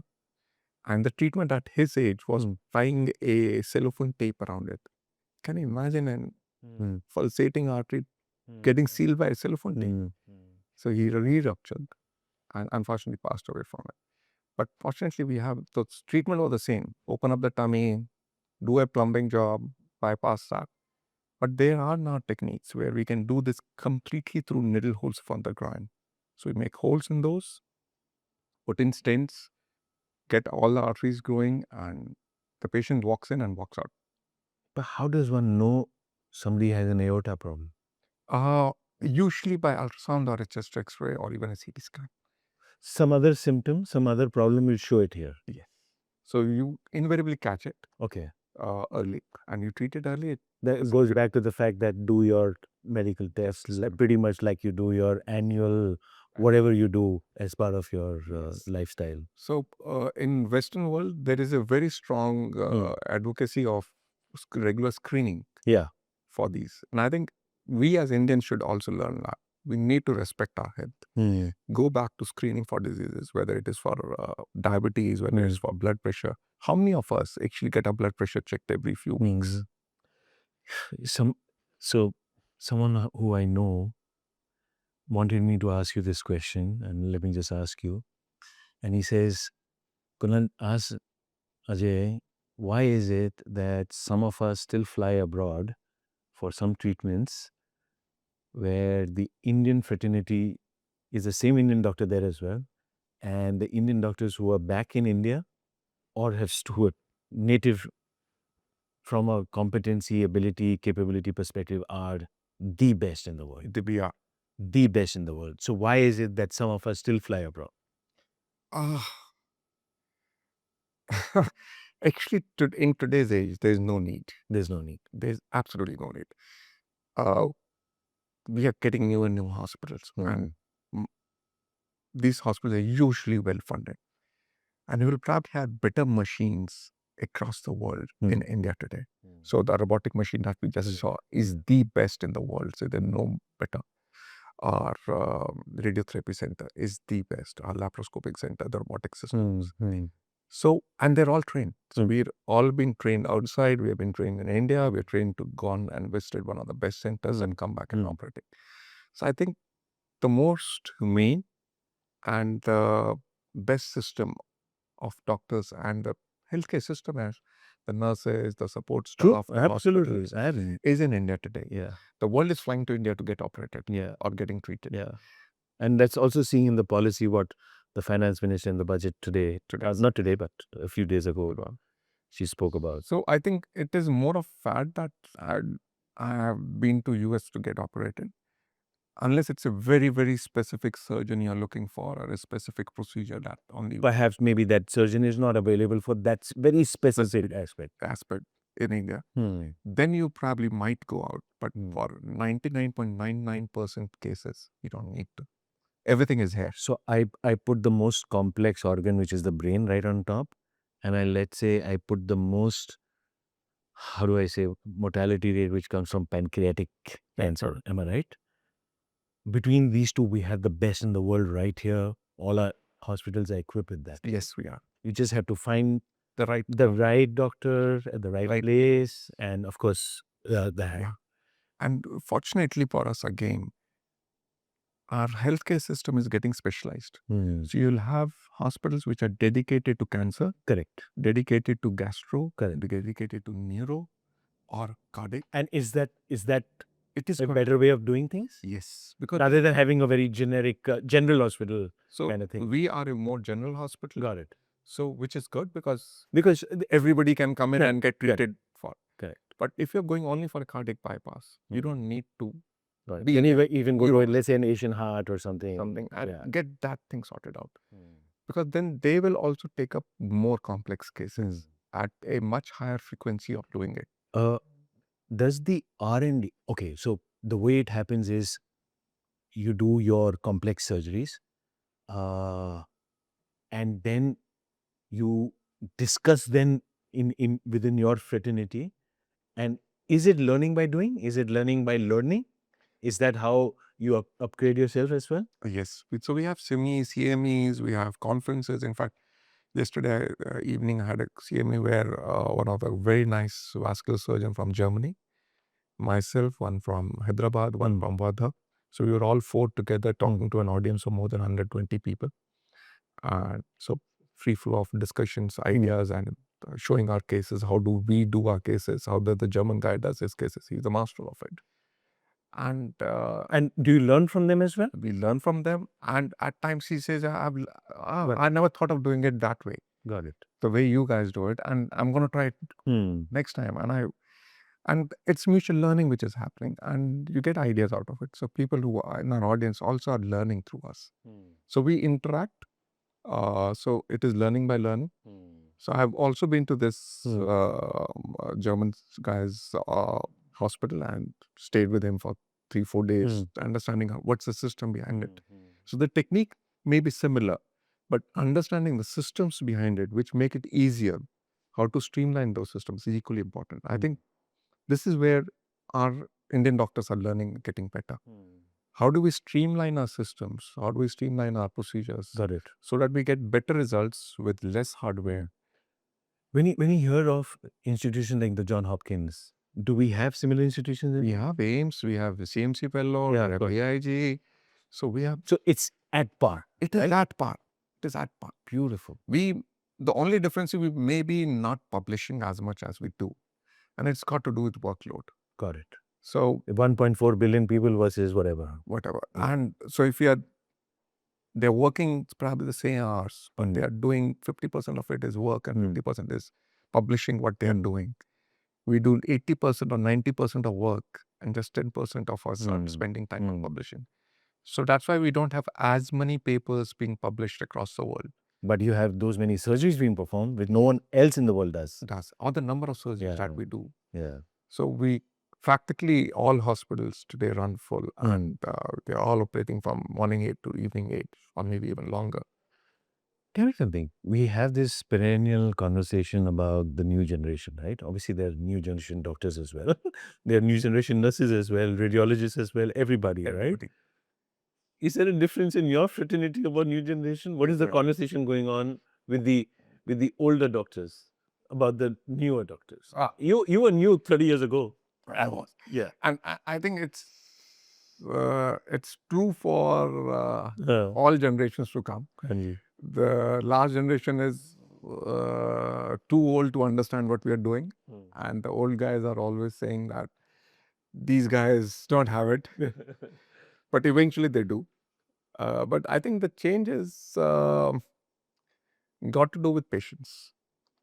So, and it's a generational change. So we could sit and work for longer hours and till we got the perfect result. Our newer generations are more tech savvy. They would be happier doing something faster and which may not be necessarily bad, but at the same time they are looking for, I would say, early gratification. That we should become a consultant quickly. I rather stay in training for a longer period of time so that when I'm fully trained, I go into consultancy and start operating independently. They would be happier to get into consultancy as soon as they finish the training. And so they're wanting to become more independent quicker, work as individuals rather than work as teams. So we used to always work as teams. Correct. Yeah. Learn the whole apprentice program. And surgery is an apprenticeship. You learn as you go until you become big enough to start teaching. Whereas a lot of our younger staff or younger guys want to become a consultant very quickly, which is good in a good way. But for doing complex cases, you need teams. And do you think the mindset that they're coming from, and when you look at, again, I go back to this whole AI aspect where pattern recognition is quicker, right? Is it going to aid them in their belief in the future? Yes, because they're going to be relying on technology for a lot of stuff, which is a good thing also. But at the same time, they could summarize, they could summarize a diagnosis much quicker because of AI. Because of AI. So a lot of our patients actually have learned completely everything about the disease before they reach home, which is a good and a bad thing to me. Because the fact is, if they know the right thing, it's easier for me to take it on from there. Correct. But the bad thing is, if they learned it the bad way, it totally depends on their prompt. Then I have to. It totally depends on their prompt. Yeah. So I have to make them de-learn. Correct. You're saying, but AI suggested this. So right. So, and AI and internet today will give you two aspects of everything. True. So a simple drug like crocin or paracetamol or ciprofloxacin as an antibiotic will have positive effects and negative effects. Correct. So which book they read? Again, it's the context. It's the context. So if you start looking at the negatives of something, you'll always have negatives of everything, and there will positives all. So being a doctor is balancing those positives and the negatives, and choosing what is better, risk versus benefit ratios. So internet helps you do that. It allows you to explore more, but too much information is also bad.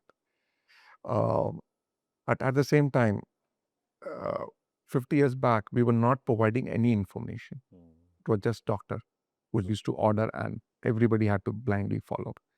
But now, fortunately, we have a phase where we interrupt. We decide on a mutual treatment plan, which should be acceptable to both, as well as the patient is well informed of what are the pluses and minuses of it. So, which is a good thing also. So, AI will help us. AI will help us diagnose faster. As of today, AI is into diagnostics. So AIMS has started X-ray reporting by AI. So all X-rays will go through AI. Only the normal will pass. Got it. Just like now.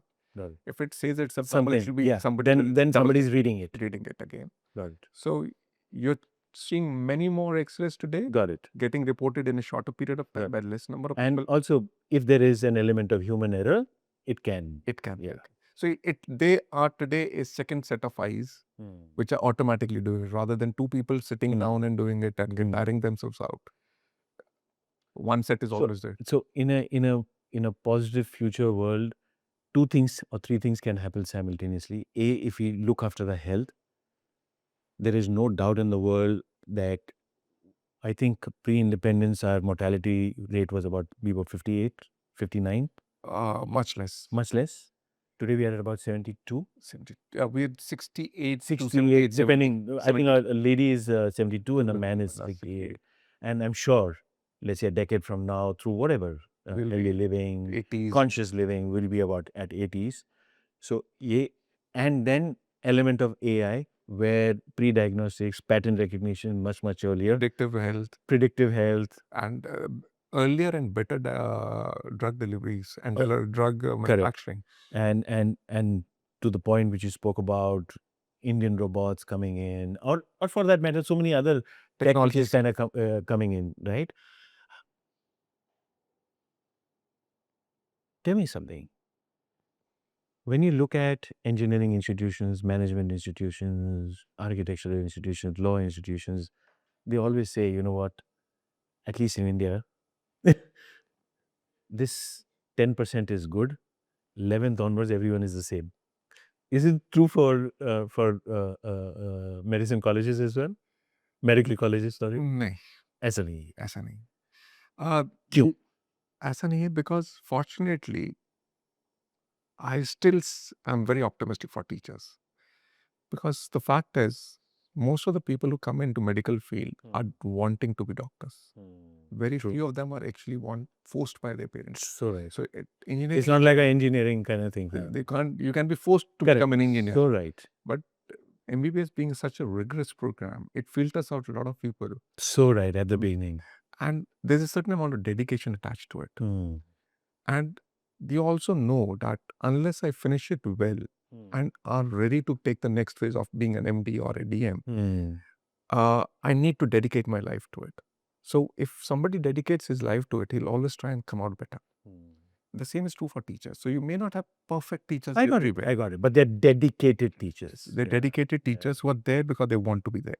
The students are there because they want to be there. And they work hard towards it. So we have brilliant doctors coming out from smaller places, places where you won't have even heard of. And then, of course, you'll have people coming in from some colleges, private colleges, or maybe even outside India colleges, which they get a degree out for the namesake. No, that's okay. Eventually, the patients, the system will beat them the out. system will beat them out. Yeah, The system will beat them out. absolutely. They probably just waste their time or become. They waste their time doing hanky-panky things. And no, eventually, I said that 3-4 years into the system, वही होता है कि outside that eye clinic, you'll have patients waiting, and outside that eye clinic, there's only the guard who is waiting for you. Right? Yeah. So right. So fortunately, because it's a system which you are wanting to be in it, you work hard towards it. Before we wrap up, and the last segment I spoke separately, when a doctor loses a patient on the OT, what is the emotion that you carry back home?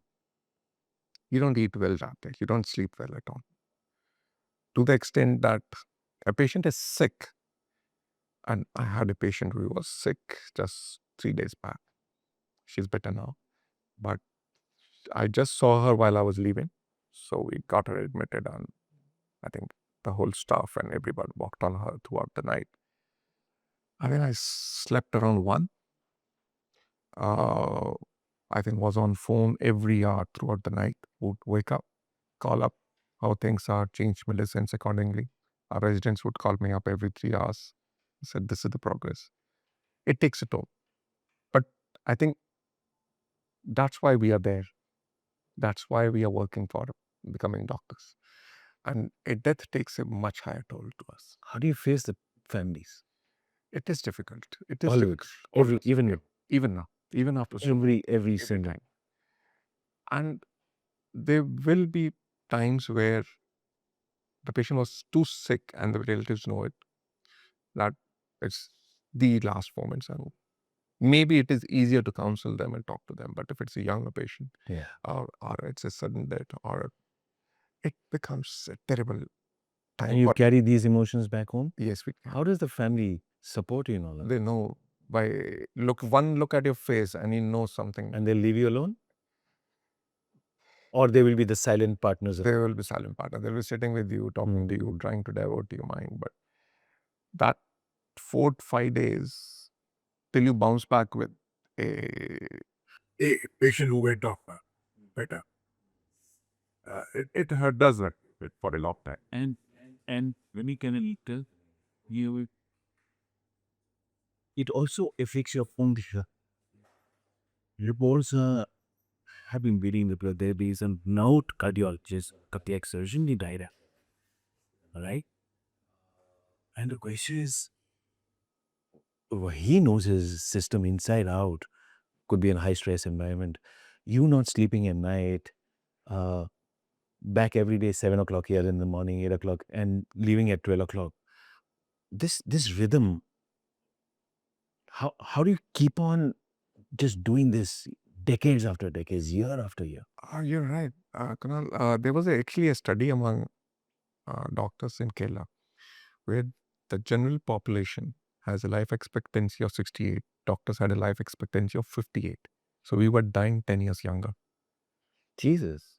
And it was probably all related to health, The same things, right? stress, Yeah. chronic stress, Yeah.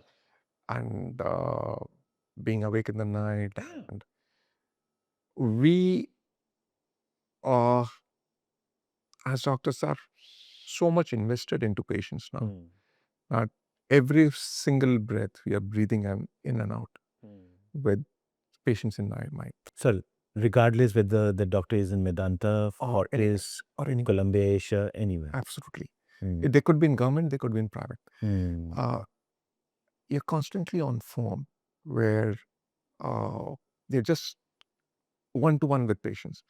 And that's the difference between Indian and Western culture. Mm. In Western culture, doctors don't give out their phone numbers. So it's basically that patient on the bed. That's about it. I'm out. I'm out. If I'm at 5 o'clock, I'm out. I'm out. I don't see that patient anymore till next one.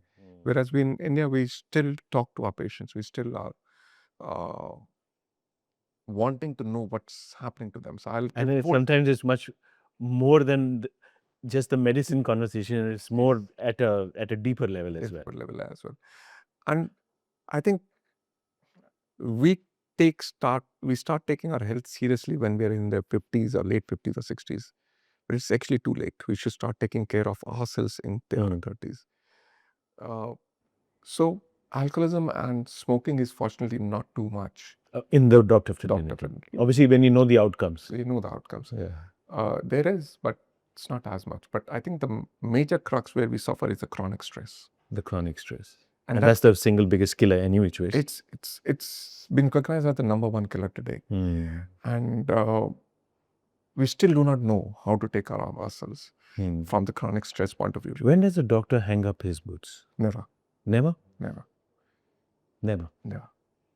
So even if he's not doing a surgery, he's advising a younger surgeon to do that surgery. Do the surgery. How to do it. How to do it. What are the nuisances about it. He will be attending CMEs.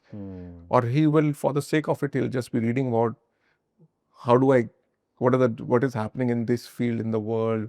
He's keeping himself updated. Do you have a life? We try to. How? Holidays. आप holidays कहाँ वहाँ भी तो आप phone पे ही हो. होते हैं, but holidays also would be, let's say, someone who has, let's say, reached your stature, but 5 years ago, 6 years ago, 7 years, there's no way, right? No way we could take. I don't think so. Sunday also would have been a holiday for you. So for nearly 20 years, I worked 7 days a week. There you go. And from 8 till probably 9 in the night. That's exactly. And first 10 years was also night duties. So the fact is, in the duty and service of others, there's the family. Of course, they're well taken care of, but the bachas also, they crave for their attention. Whichever parent who is a doctor, am I right? And do you carry that guilt? Yes, we do. So you carry the patient's guilt, and then you carry your own family guilt. And we are not. सब ऐसे ही है सारे डॉक्टरों के साथ. अधिकतर के साथ. And unfortunately, the surgeons carried more because they work much longer hours and they can't regulate their hours very well.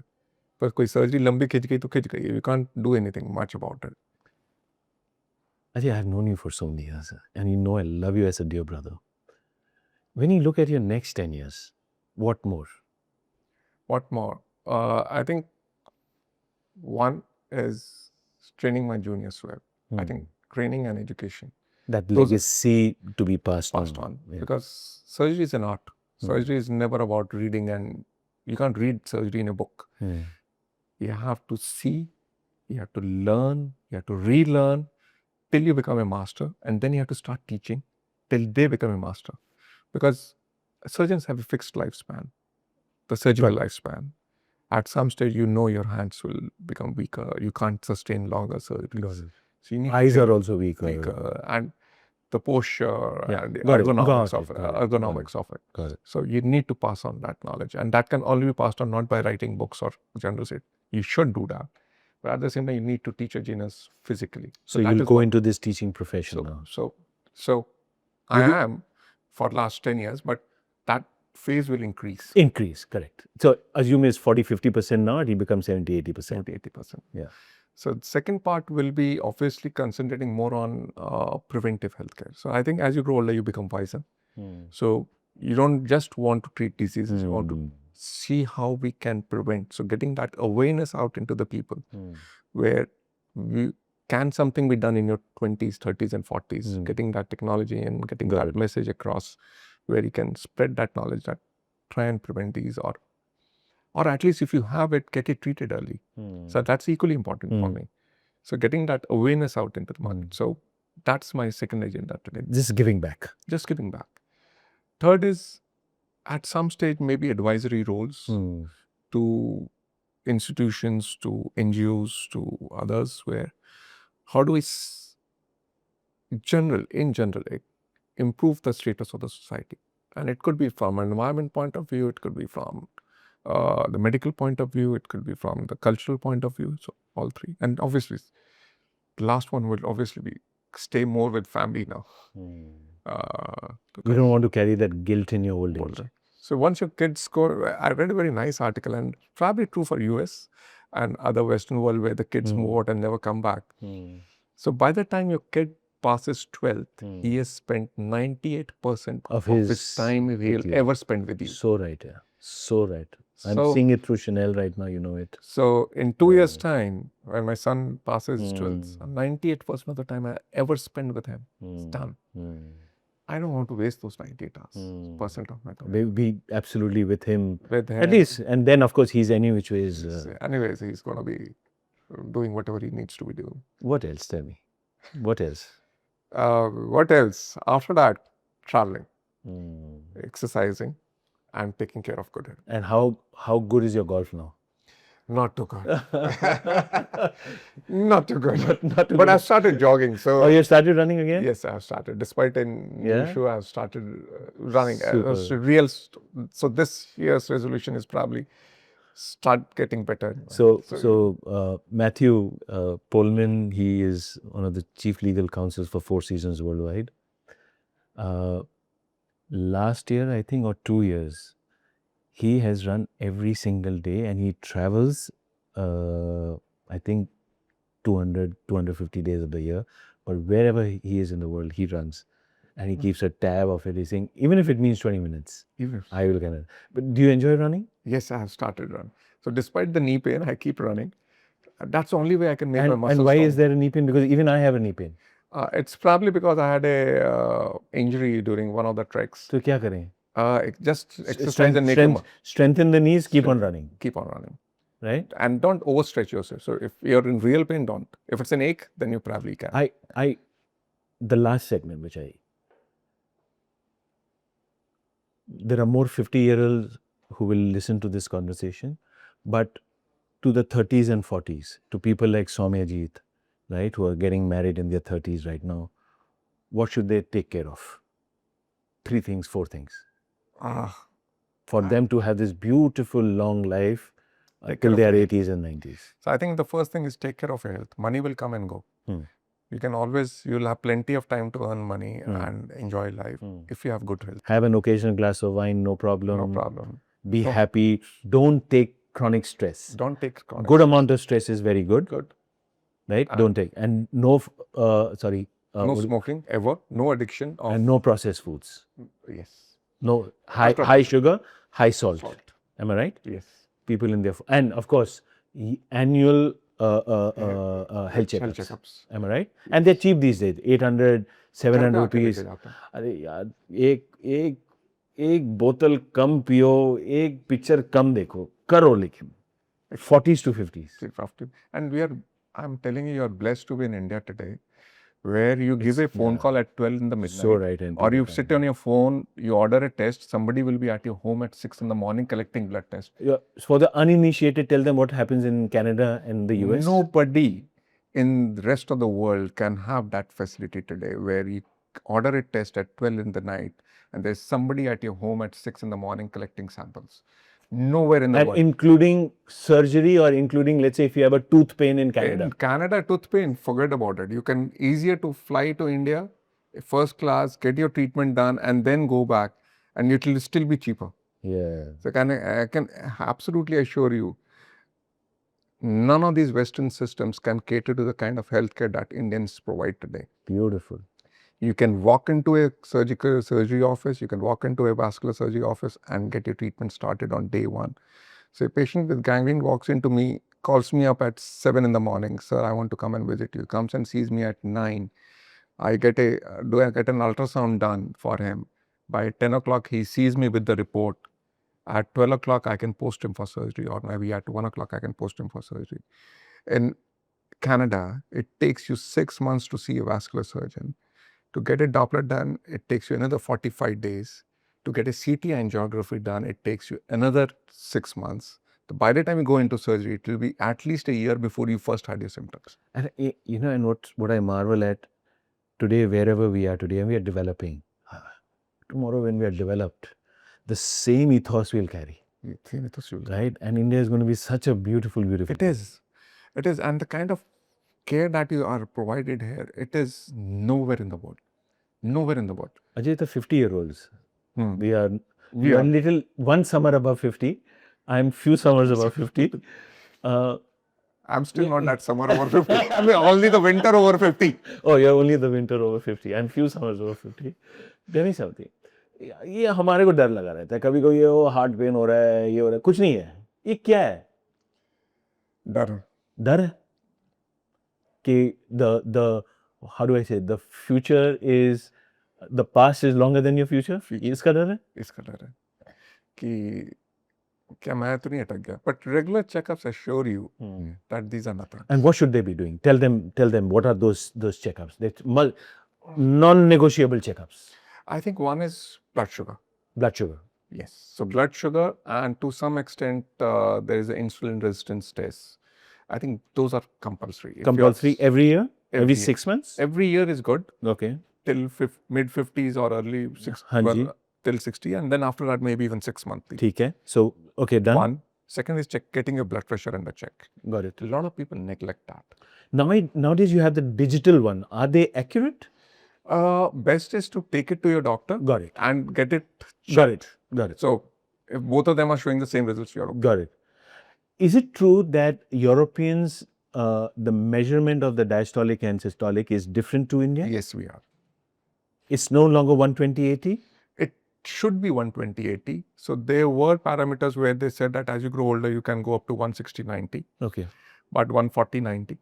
But the fact is, sticking to 120/80 or something closer is to that safe zone? That's safe zone.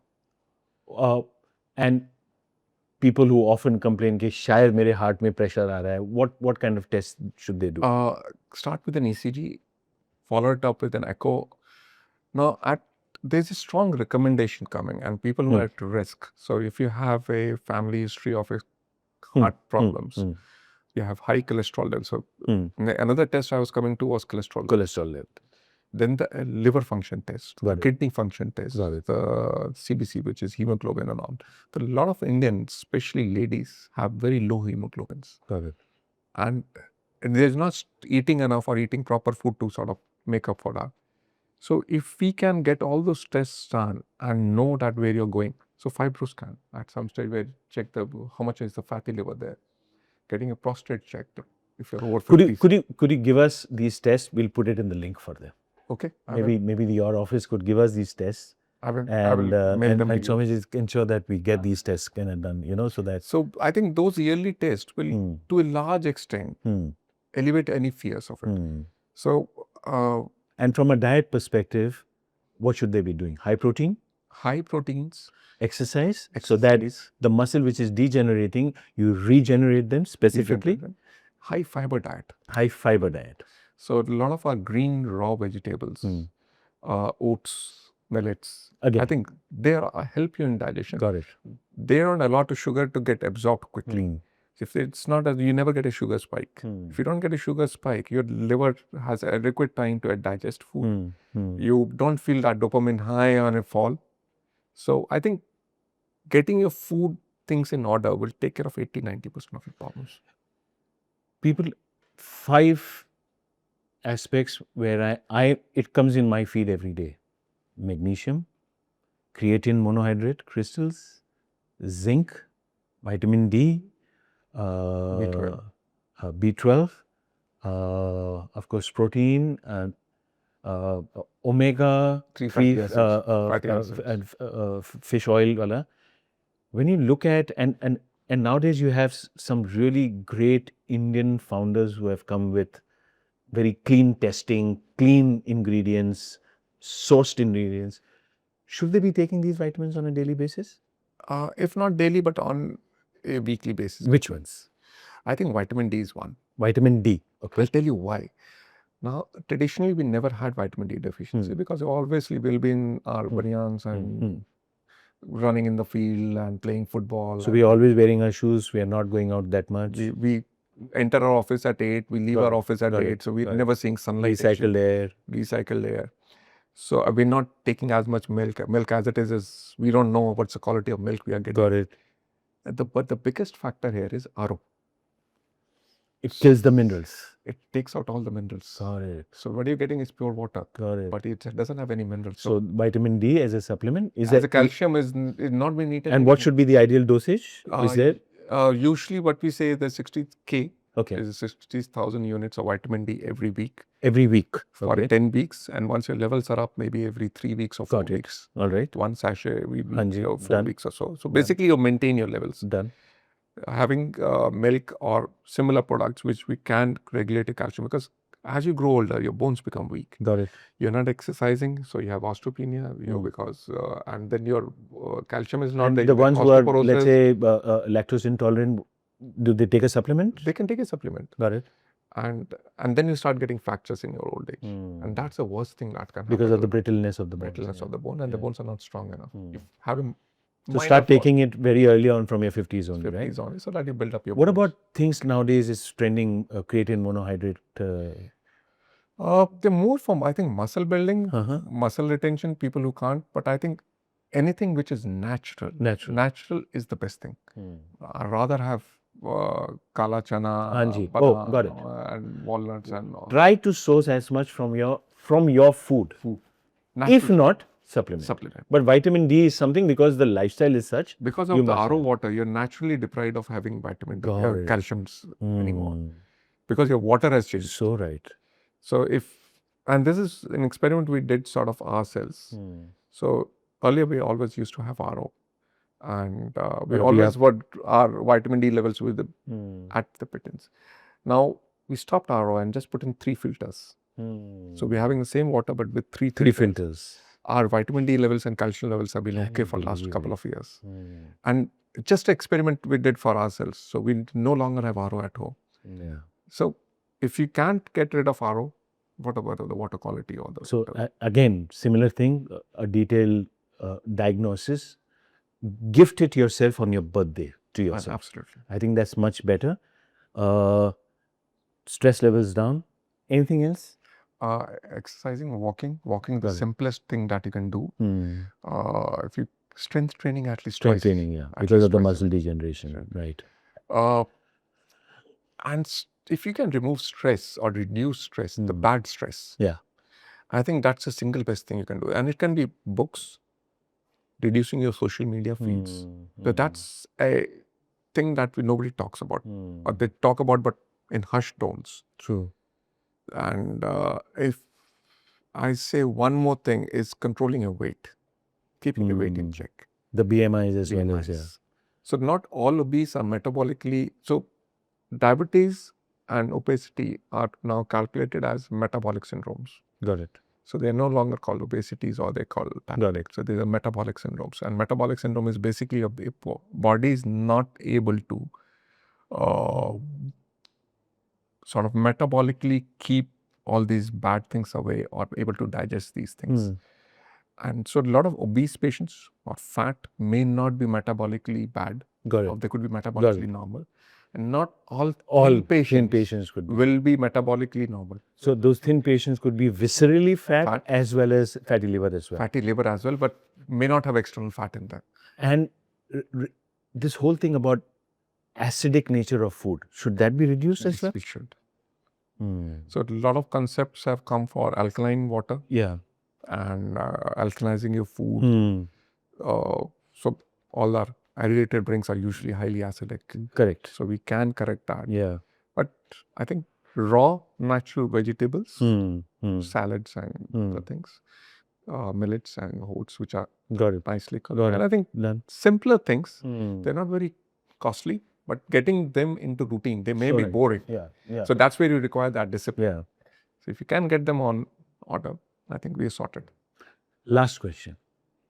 I've known you for some time and I genuinely want you to answer this, but choose not to answer. You are the nicest brother, the kindest soul, and I genuinely say that.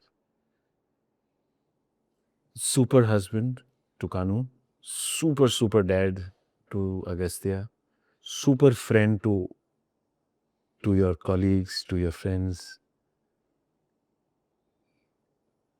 आप जैसे लोग बनते कैसे हैं? नहीं, ऐसा नहीं है बहुत है। नहीं बहुत- हैं बहुत हैं है। इतने नहीं है, बनते कैसे हैं? बन जाते हैं, हो जाते हैं, अच्छी कंपनी में अच्छे लोग मिल जाते हैं। Value system of the parents, Yes, value system of the parents, the beautiful society, partner, completely grounded colleagues, the Sir Ganga Ram's Sir Ganga Ram environment. environment. I think that keeps you grounded all the time, and I would say, fortunately, I had good books to read in my childhood, books which taught me the value of life. And कुछ मैंने बचपन में पढ़ी, कुछ in fact college में आके पढ़ी, कुछ कॉलेज के बाद में पढ़ी. And I found and I realized where the true calling is. And the true calling is something which unfortunately It's just in service, in gratitude, and in service of people. Service of people. And In whichever way, right? And when it comes, it gives you peace. True. And once it comes, Yeah. you enjoy that part of life. And when you do it willingly, it gives you more peace. It gives you more peace. Yeah. So we're still not there where we should be. Yeah. So still striving to We'll go better. there. We'll go there. We'll go there together. When we are in the 60s and 70s, firstly, we'll be the most good-looking 50s, 60s, 17-year-olds, right? Any which ways. But Ajay, thank you so much. Thank you very much. I think this episode, it started off from a manifestation, and this was my curiosity that what should we be doing when we are entering our 50s? You know, the biophysics of the body. We don't know that much. हम तो काम ही करते हैं. But today, I think even including my audience, they will understand. They know it. They need that nudge. And if you are on the other side, if you are in your 50s and smoking, पहली बात तो बंद कर. If you enjoy your occasional drink, पहली बात करते रहो, मेरे हिसाब से. Not that I'm promoting it. But most importantly, as even Ajay said, my own lived experience, your own lived experience, good stress is fantastic. Bad stress को evaporate कर दो. It should be obliterated from your vocabulary. कोई फायदा नहीं है. But last में जाके, it is खुश रहो. खुश. मस्त रहो. Because life is beautiful. मैं ये कहता हूँ, सबको कहता हूँ, I do not know कि there is a next life, was there a past life, मुझे नहीं पता, right? But मुझे पता है the now matters, and now you are loved and you are wanted by everybody. So with that in mind, I hope you enjoyed this episode as much as we loved talking. I am a little bit more enriched. Again, the more I know, the more I don't know. But to you, salam, namaste, sat sri akal, adab. That was Dr. Ajay Yadav for you. He's the Vice-Chairman of Vascular and Endovascular at Sir Ganga Ram's Hospital, which in my opinion, I have disrespect both for the man and for the institution. In this case, the institution made the man and people like him who are making the institution as well. God bless. But thank you so much. so much for it. Arey, please. Thank you. It's always a pleasure having you around. Absolutely. And Doing conversation is always free flowing, and that's what we like. yeah. Thank you very much, sister. Thank you. Thank you, ma'am.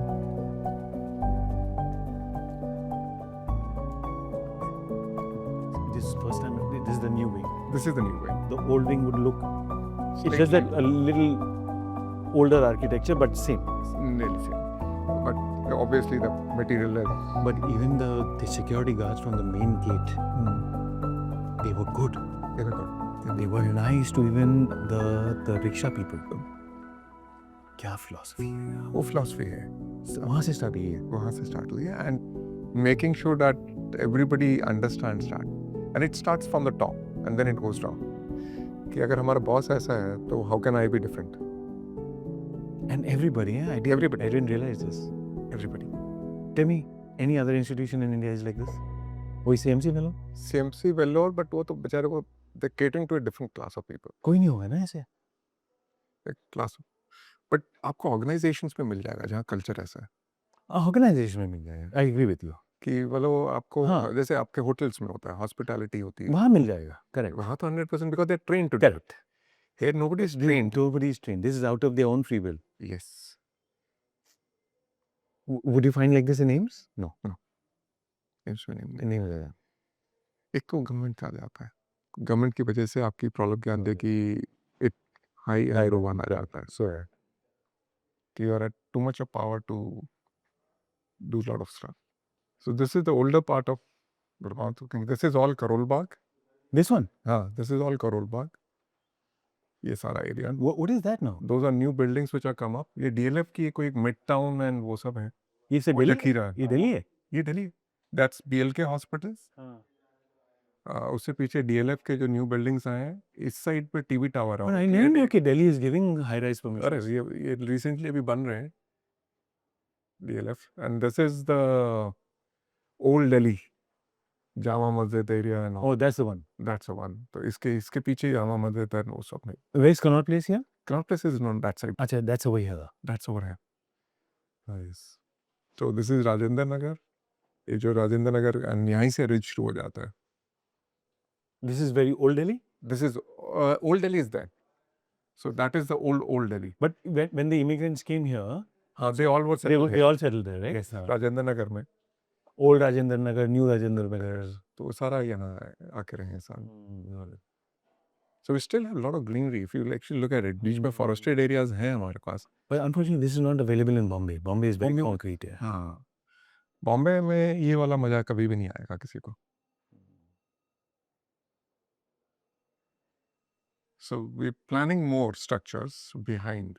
So we need a big OPD wing. Over there? हाँ जी.